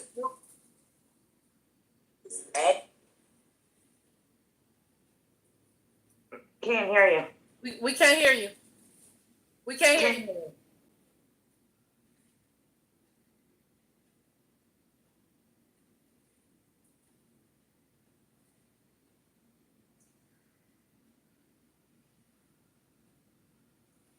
One thing that I want to touch back on that I don't feel was the answer for me, she says she only abused my daughter one time.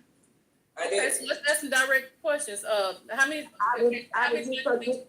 You're saying you did. Well, how come the police report is saying that you did? What police report pertaining to, because I know that there were police being called on me and Aaliyah from the neighbors as far as them trying to be petty or, you know, just come at, like, you know, start some stir-ups and stuff. Now that's been the case, but the only time I ever got called, the police came and where they put me in handcuffs was that one time where it looked like me and her both had gotten into an altercation, which we did. She was beating me upside my head with a pot, so I bit the shit out of her fingers. Because what the hell, you know what I'm saying? Yes, that day I drew her phone up against the wall. I shattered it. Yes, I was very upset with her. She disrespected my grandfather, and he was the only freaking thing that I had. I felt like at the time in this world. She did Well, it twice. This was the second time. it- Yes, I was intoxicated. I So did go to her house. She knew I was coming to her house. We were discussing and talking on Twitter, messaging each other about this.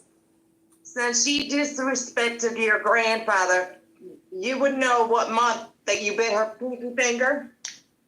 Yes, this Right. girl was beating me upside my head with a pot. What month was that? Huh? That was in the month of April. Because this was before Blue even came to come live with her. Okay.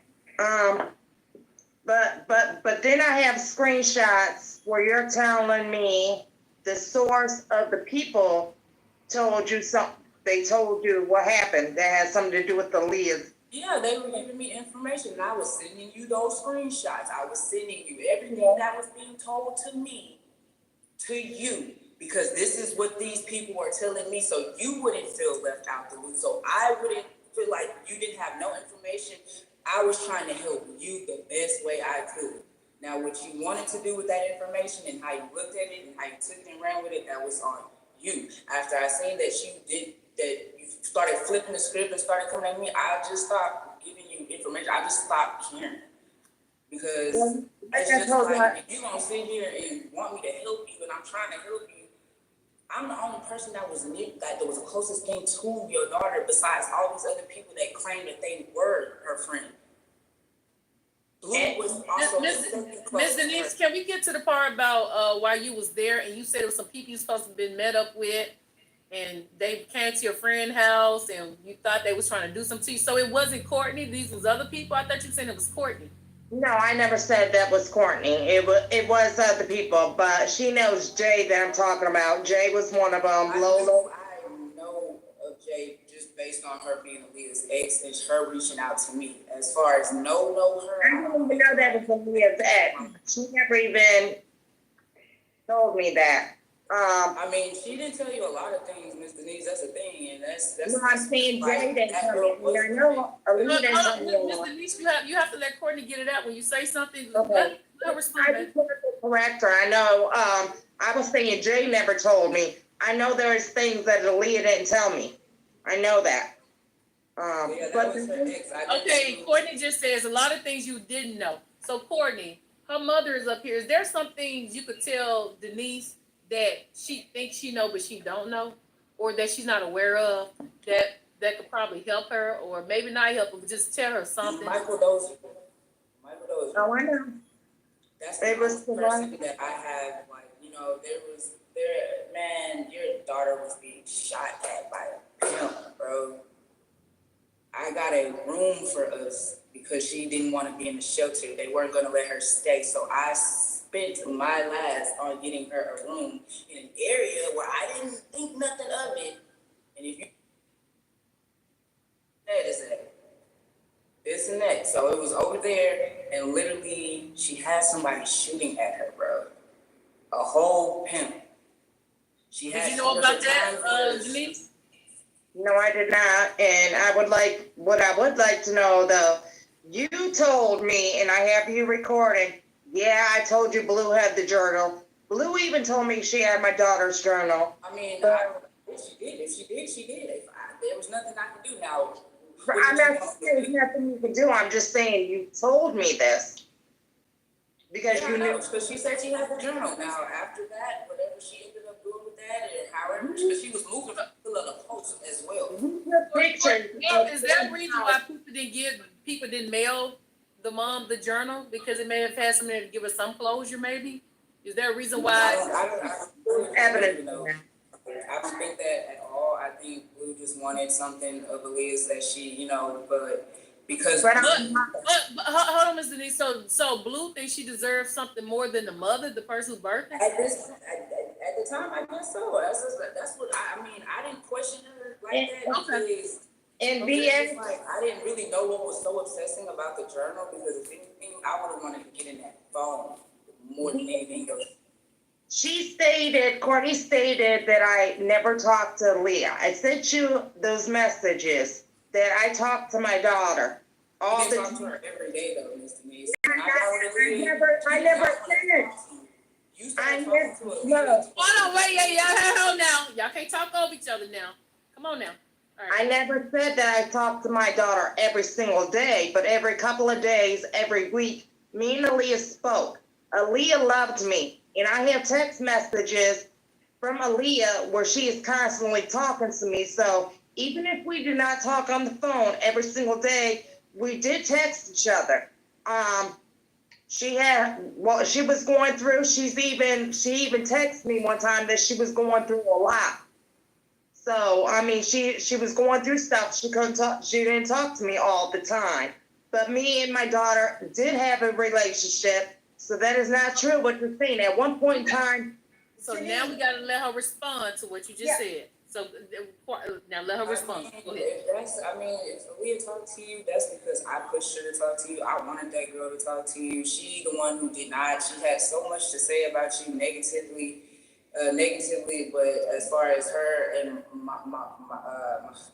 You'll have a chance to respond, Denise. You'll get a chance to respond. Her stepdad, she had good things to say. She had good things to say about him as far as, him being there for her in a way, but you were not talking to her every day or every 2 weeks because if anything, she did not want to talk to you.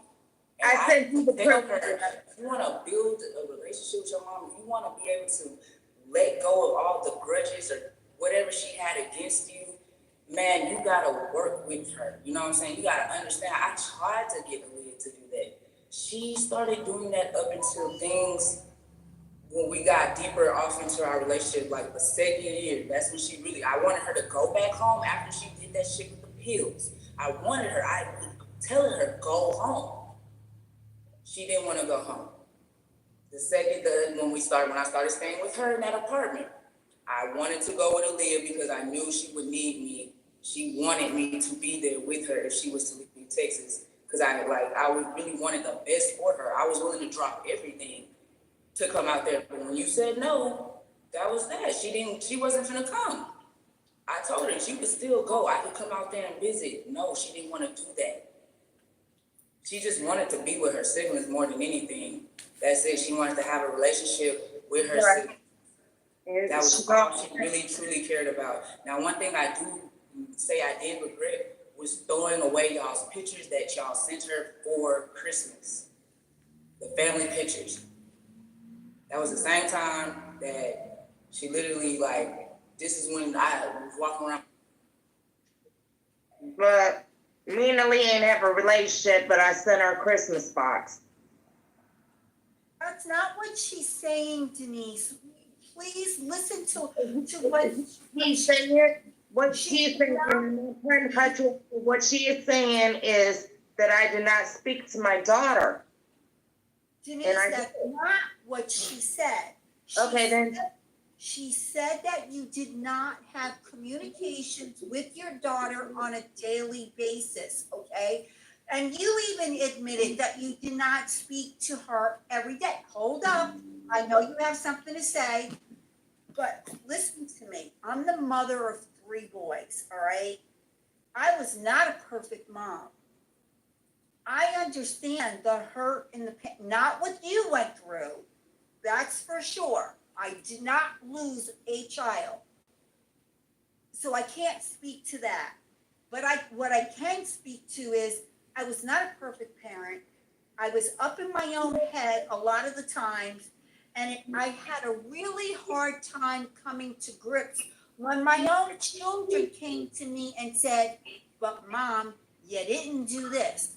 Or Mom, you didn't do that. I was in what they call denial. And I found out from their friends and other family members that they confided in of things that happened in their life that I was totally unaware of. And today I could sit back and say, boy, did I miss the boat on that. And I take responsibility. I took responsibility. I think you need to open up and realize that your daughter loved this girl, and there is a possibility that she confided more in Courtney and I know things she did. that she wouldn't come to mom or dad with. That's all. I know, and I'm not denying that. My problem is some of the things that she said, and I can't remember everything that was said, but a lot of the things, I was commenting for a minute that she's lying, but I would like to know, everything that I have said, I have provided proof on. I have provided proof. I provided proof that I had called my daughter often, that we talked maybe every couple of days. I provided proof. Where is anything that she's saying? Where's any proof? Any proof? Miss Denise, I sent you all the pictures. Hold on. Let's let her, Courtney, get it out. Go ahead, Courtney. I mean, I'm the one who sent you pictures of your own daughter, bro. That's enough proof right there. I was with her for 2.5 years, bro. So what you talking about you? That really ain't even. It's not even that. That don't even matter, bro. The thing is, I sent you every picture I had of me and Aaliyah or Aaliyah by herself. You wouldn't have half of those pictures if it was not for me. Yeah, yes, you did. I do agree on that. And the proof, that's not proof of anything. Okay, that's proof that you and Aaliyah had a relationship. I'm talking about proof where you said, I tried to help this girl. I got her to a therapist. She stopped going to the shit. What therapist did you get her into? Where's the proof on that? Whatever therapist she needed to go to that was recommended after she got out of the Where, hospital. where was the therapist? Where was the therapist at? I wasn't having no. What do I need documents to show about another person going to a therapist? Proof. And that's the documents at least say where you took her. If Aaliyah did not want to go to the therapy no more, that was just that. I wasn't gonna make her, force her, or anything. That has nothing to do as far as proof about that. What is that gonna do right now? What is that? Okay, you said Aaliyah was you was over your daughter's head for a whole year. Your daughter took off every chance she got. She wanted to go to the shelter. My friends and I had to beg her not to go to the shelter. Pay for her apartment. But where's the apartment? No, I said where's the shelter? She knew the shelter was. That's why she went to the shelter, because she knew. That's all she knew was the shelter. No, she knew If the it wasn't shelter. for me and your daughter, I honestly don't believe that Aaliyah would have never made it as far as she did if it was not for me coming into her life. I promise you. I truly, deeply believe that in my soul, because as way as Aaliyah was and how broken she felt, like she had nobody in this world, she got peace when she left this world, bro. She got exactly what she had been wanting. If you knew she had suicide attempts since she was the kid, all the way up until the age of when I was with her, Miss Denise, it's hard to accept the truth, but your daughter did not want to be here. And I had to go through that. I had to fight with her and get her to see that life was more than what she had dealt with back. It was like, she had more life, and that's all I wanted for her, bro. Okay, you said that you came home one day and Aaliyah had sliced all on her leg and she had to go to the hospital because she was bleeding everywhere. And your friend Zeke Will said that also, that he was there when she cut all on her leg. Why isn't that in the autopsy silhouette of her body? That happened like a year ago before this even incident happened. That has nothing to do with marks go away. We're not saying that she was cutting herself. Not that quick. Touch your skin and see. Show scars of different times where she tried to attempt to cut herself, her wrist and all of that. I've seen those marks, yes. But although she did try to attempt it, what is the marks? I mean, I'm not understanding what it is you want me to say. I'm saying if you cut your body, the marking is not. If somebody's trying to stop you, then what? But she had the autopsy. You didn't say you tried to stop her from cutting on her leg. You said you had to take her to the hospital because her legs were all cut up. Well, no, we called the police because she was sitting there in her apartment on the couch talking about, look at me, like, look at what you got me doing. She was saying she said I was the reason why she was cutting herself. Me and the neighbors had to call the ambulance. May I speak? When Aaliyah was a child, now on the silhouette autopsy, Aaliyah did cut on her arms. Now the silhouette autopsy, that was when she was a child. That was when she was a child. There was still That's how nothing. deep those marks was. That's how deep her marks. I was there. There was not no deep cuts. Because if it was deep cuts, she would have had to get. She would have had They were not deep cuts because again, she's doing that for She would have had to whatever get reason. It had nothing to do with me, bro. those Just weren't because deep. the autopsy didn't show no cuts, no markings, what does it have to do with me and your daughter's death? Because you said that she had cut on her legs. You're claiming she had cut on her This legs. was when she was in her apartment, Miss Denise. What you want me to do? I don't have no proof. I'm of just that. asking, where is the Called proof? the ambulance and they came. The police told me I could not go to the hospital with this girl when she was in the psych ward. When they took her to this facility. Answer this comment. I don't know if you could see it, not to cut you off. It said someone asked Denise, did she ever try to get her daughter help as a child?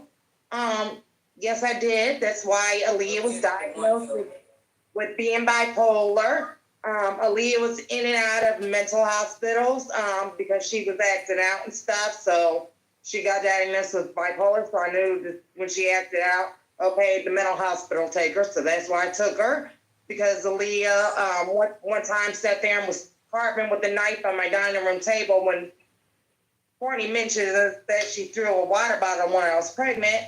So I took her to a mental hospital there. So yes, I did take my daughter and get her help. She had coping mechanisms, which she had the journal. She loved makeup. She loved style. She loved dressing. She had coping mechanisms.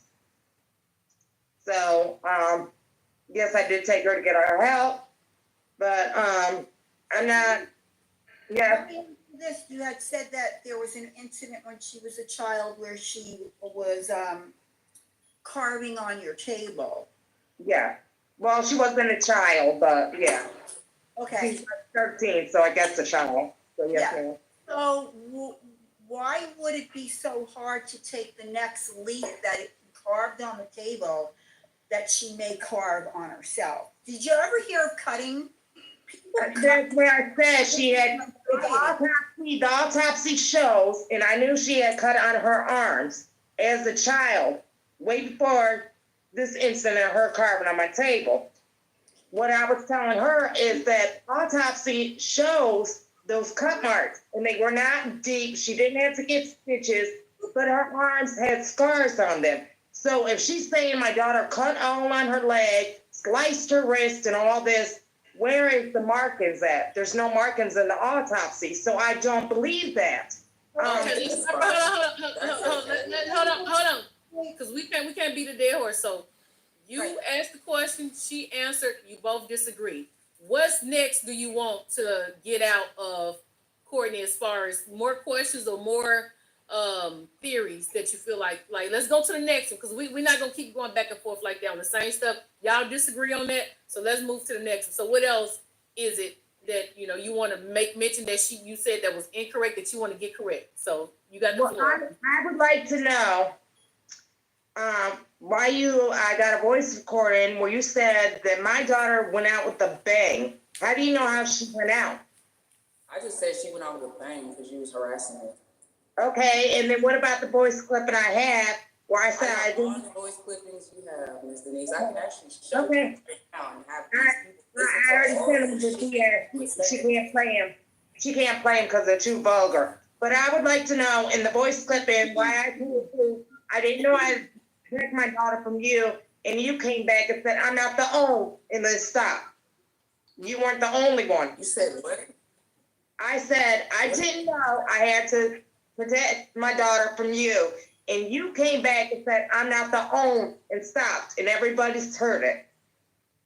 You weren't the only one. You caught yourself. And then in your little 24-hour video where you're wearing the purple shirt that you did like a week after Aaliyah died, you were saying that Aaliyah committed, she unalived herself because she didn't want to be here. And then you said you got really upset and you said, Sarat, you know what the F you did. I You was said, talking too fast. I was upset. I was really just trying to get what I needed to say across. So maybe I stuttered. maybe I was just, but it has nothing to do. That didn't make me look suspicious or nothing. I just said what I said. I don't know what you talking about.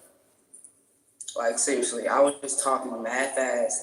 Okay, I would just like to end this because it's not going anywhere. Hold on now, Ms. Denise. Now, you've been waiting to talk to this lady since your daughter passed. We have a respectable panel where she's literally answering and responding to everything, good, bad, the ugly. You may not like the responses, but you may not like how she's answering, but we have a platform. You want to go on Steve Wilkos. You got her right here. You ain't got to do nothing elaborate. She's right. And now you say you want to end it because why? I don't understand. Because she is sitting there lying and we are not going to go nowhere. So we can agree to disagree. Y'all want to believe her, but I showed Wait, hold on. Who on this panel said they believe you or her? I haven't said. I'm just giving both of you guys platforms to speak. That is it. That is not me saying it. Tashana been quiet. Jules, I haven't heard her say she believed one over the other. I don't know if she's saying something in the chat. But Ms. Denise, that's not what you're saying is not happening. Nobody's even up here against you. No, I'm not even pressing you at all. I didn't say y'all was. I'm just angry. I'm hurt. Okay, you hold on. Let me tell you what it is. So this is what I'm gonna do, because I do believe that you feel like because you're being subdued, you can't get it all off. We're gonna get Courtney, if you can handle this. I want Denise. We're not gonna say nothing. I want you to say everything you want to say to Courtney that you feel like you get a chance to do. I will not stop you. The only person gonna stop is if Courtney drop. Okay, because now I'm about to go. Tashana's going. We're going to go to the back. It's just you and Courtney here. Whatever you want to say to her, let it out. Get it off, because you need this. So, Courtney, if it's too much for you, just jump off. But I want Ms. Denise to feel like she getting everything off with nobody jumping in the middle at all. This is all Miss Denise. Everything. Here you go, Miss Denise. I will not jump back up. 5 minutes. Go ahead. Turn up. Whatever. Okay. I'm going to read you some screenshots. And I know you probably heard them before because I know you be watching my page. Like you said, you probably stalk my page like I stalk yours. Yeah, just your Facebook page. I don't know nothing about your TikTok or anything such as. Okay. All right. Well, I just wanted to listen for a minute without interrupting. If you could please do that, because I just want to read you some stuff. Let me see. Let me put my glasses on and see if there's the date on here. Because I do have a timeline. But this is dated November 30th, 2019. Leah Wilson first of all, she says she's dealing with a lot. And then she said, Courtney assaulted me. This is Leah Wilson, December 6th, 2019. That's when I text you and you do not respond. When I asked you, could you please give the Leah back her ID? This one, April 30th of 2020. This is your tweet. Beat a bitch up. Yep. Same one, April 30th, 2020. Bitch, thought I was going to jail. Laugh my ass off. Joke's on you, sis. This one, Aaliyah's statement, which I know you probably added something in here. But her statement says, so honest, and it's dated May 4th, 2020. She said, so honestly, I never done anything like this before. But a few days ago, my ex-girlfriend came to my house without telling me anything about her coming. And she beat it on my door like the police. And I answered. She was so drunk. Mind you, she's an alcoholic. I had put up with domestic violence with this girl since we got together for 2 years, dude. I won't read it all, it's small. Another tweet you said, laugh my ass off. This girl a whole ass joke. Bitch, stop playing victim and accept that I beat your MF ass and you wasn't expecting that already. And since I'm reading these, I talked to Aaliyah and Aaliyah told me, and I know this is true. She called me crying. She said that you came over to our house, you broke into our house with a man friend, I guess your male cousin, best friend, and another female, and they beat her. And I had the voice clipping when I talked to her. No. no, those were two of her friends that she met at the shelter. What I did was I went and told them that Aaliyah was talking shit about them since she wanted to come at me out and kick me out all sideways and shit that night. So what I did was I went to them same people and they decided to go over to her house. And you stood there and laughed and watched while they beat her. What they did. No, I did not help her. No, I did not egg them on to I do didn't that. say you helped No, her. I did not watch. They did. They went up in there. She saw me. I left. She said you stood over there and watched. But anyways, this one. I mean, if I looked, and then I Okay. dipped out. This one is dated June 2nd, 2020. Courtney is harassing me again. I don't know. And her friend asked her why. She said, I don't know. That's why I changed my number. Her guy best friend that assaulted me as well. They are both playing on my phone. Aaliyah, she's saying on June 29th, she's telling me, I miss y'all so much. I have court July 13th. I might go to jail. Around that time, I was nowhere around. Me and her had been done talking before the month. At the beginning of June to like that first week, we were done. After that, my mom took me to her apartment to get the rest of my belongings.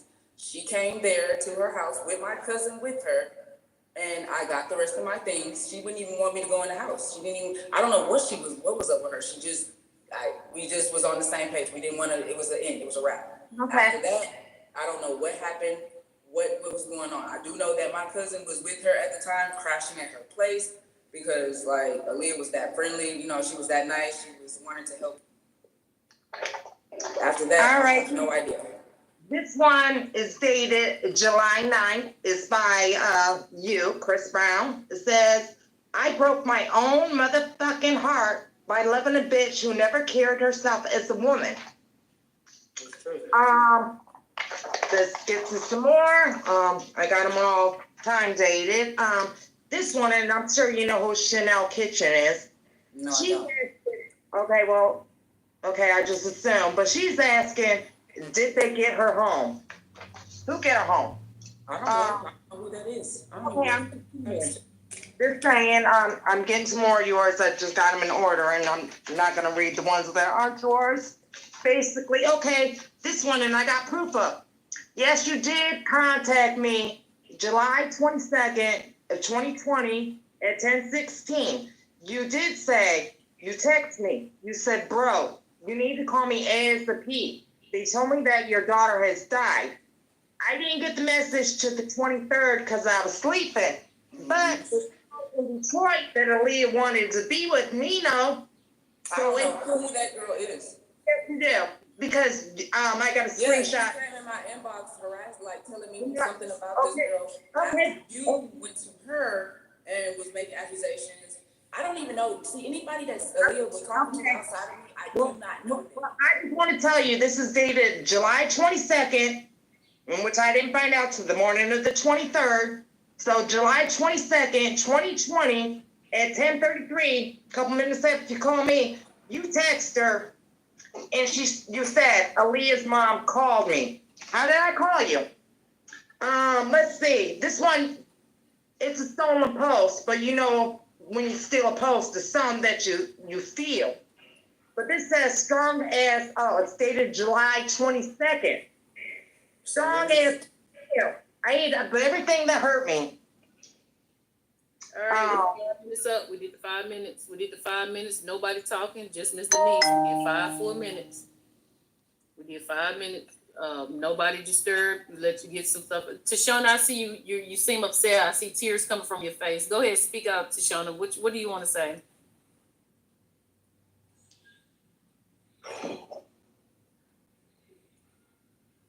Mr. Denise, it has been hard to sit here and listen to you go to battle, because on the other side of me, I'm a mother of 14. I have had one kid that died. Sorry. Not understand the hurt that you have on the inside of you when stuff like that happens to you. You got to understand that, to understand what your daughter has been talking to other people about. And that's why I've been saying to you that I want to have a conversation with you, because you don't understand the hurt that it built up on the inside of you. And yes, your kids will say things and talk to other people about the hurt that they feeling on the inside. And because it happened to me 6 times, I over understand the pain that your daughter went through. And I don't believe what you already said, that you don't believe that this young lady up here caused your daughter's death. I wouldn't wait another second chasing after her if I know she didn't cause that problem.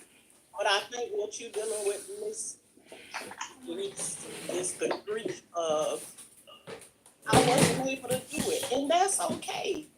The sooner you able to say that I didn't do it right, you able to stand in that pain and eat it, you'll be amazed at how far you can grow after you able to eat it. You don't gotta eat it in front of the whole world, but you done bought this from the whole world. And I'm telling you, I can feel every piece of what this girl is, your daughter did, because I've been in your daughter's shoes before. And my mama ain't here for me to have the conversation with her. And that's why I say me and you can get some understanding together, because I don't think you understand that. I'm not angry with you, I'm not upset with you, but I do want you to understand, I want you to be able to ask me questions too.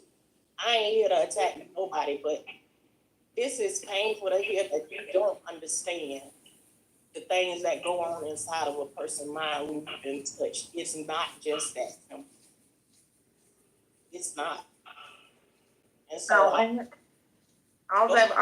interrupting. All I want to tell you is that she uses a statement that I say.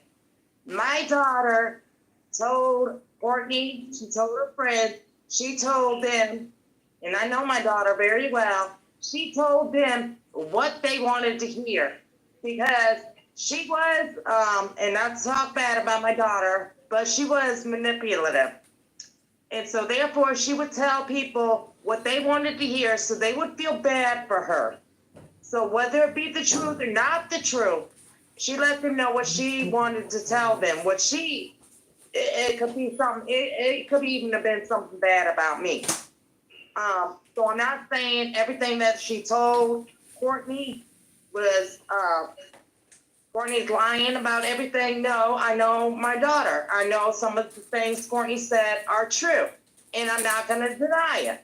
I know that.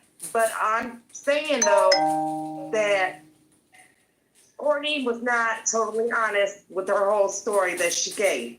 And I was reading people's comments, like how they believe her 100%.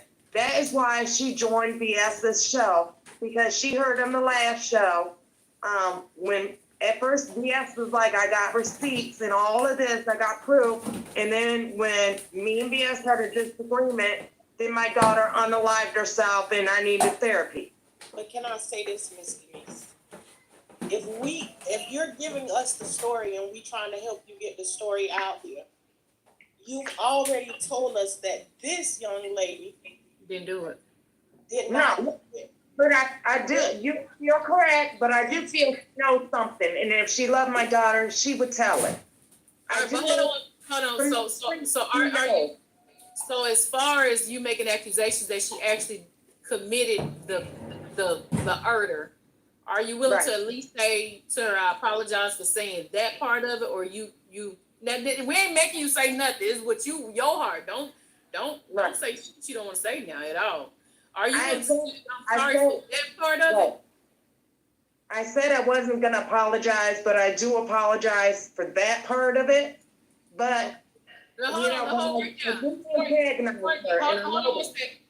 Let's try to get somewhere with the snail steps.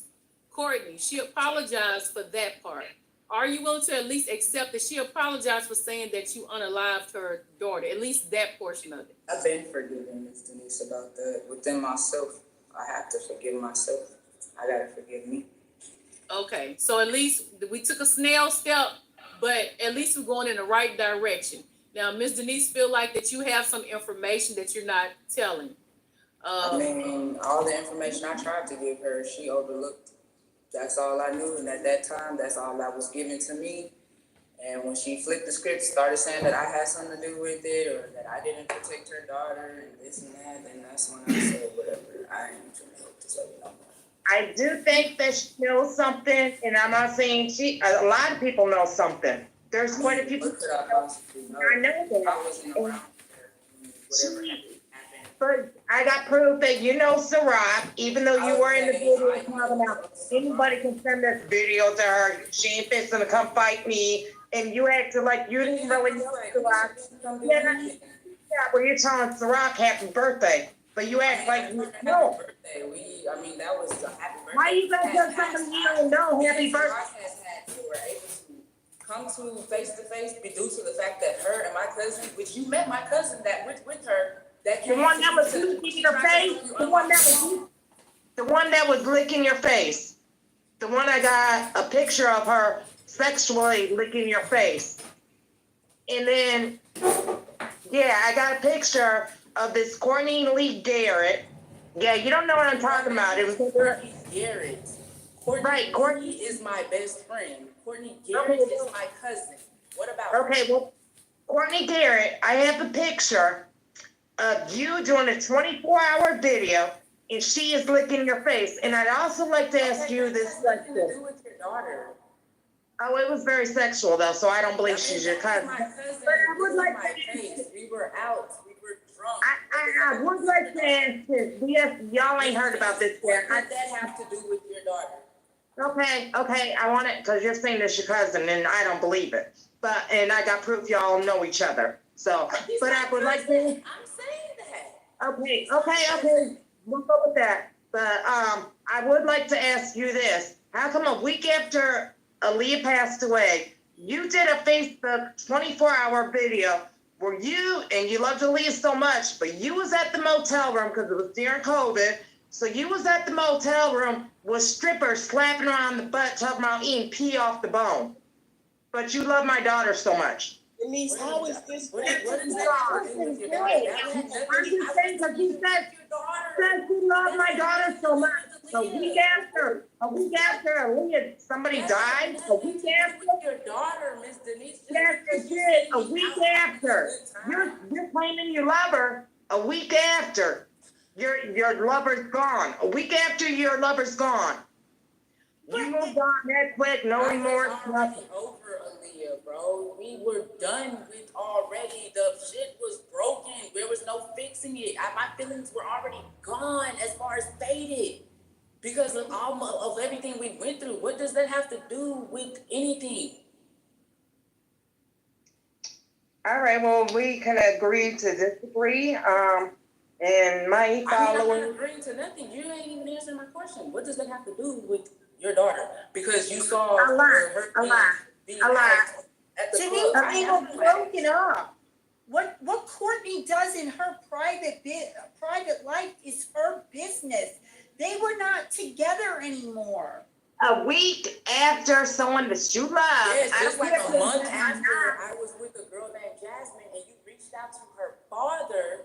Exactly, because you posted online, I think I'm gonna pimp baby girl out. And I went to the girl, you take those and she looks young. You run with them literally. They're posts, Miss Denise. Yeah, because you don't know that about the you not only said you think you were gonna pimp baby girl out, but you made a post that you're a pimp. So, if she looks young, she had braids on. My ex-girlfriend at that time, Miss Denise, that had nothing to do with Aaliyah. You wanted it to be about Aaliyah. You wanted it to be about Aaliyah. It was not about your daughter. Your daughter is gone. That's what I told the girl's father, and I told the girl's father that. And guess what? Me and Shorty broke up. Me and Shorty, that was the last person I was with. I just gotta get off. This is arguing. How do I get out of here? By any means, man, that had nothing to do with your daughter, bro. You actually was out of line for just going out your way to do that. Her dad had nothing to do with this situation. That girl had nothing to do with your daughter. So you talking about all of that is irrelevant. Honestly, it's irrelevant. And Denise, by keep on going over and over and over all of this stuff, how is that going to help you find out what happened to Aaliyah? Okay, all right. She's frozen. I think she's trying. She left, and I think it's frozen. So let's do this right here, guys. Let's do this. I don't know what Courtney got going on, but I appreciate you coming on here, Courtney, and you're speaking out. I did send you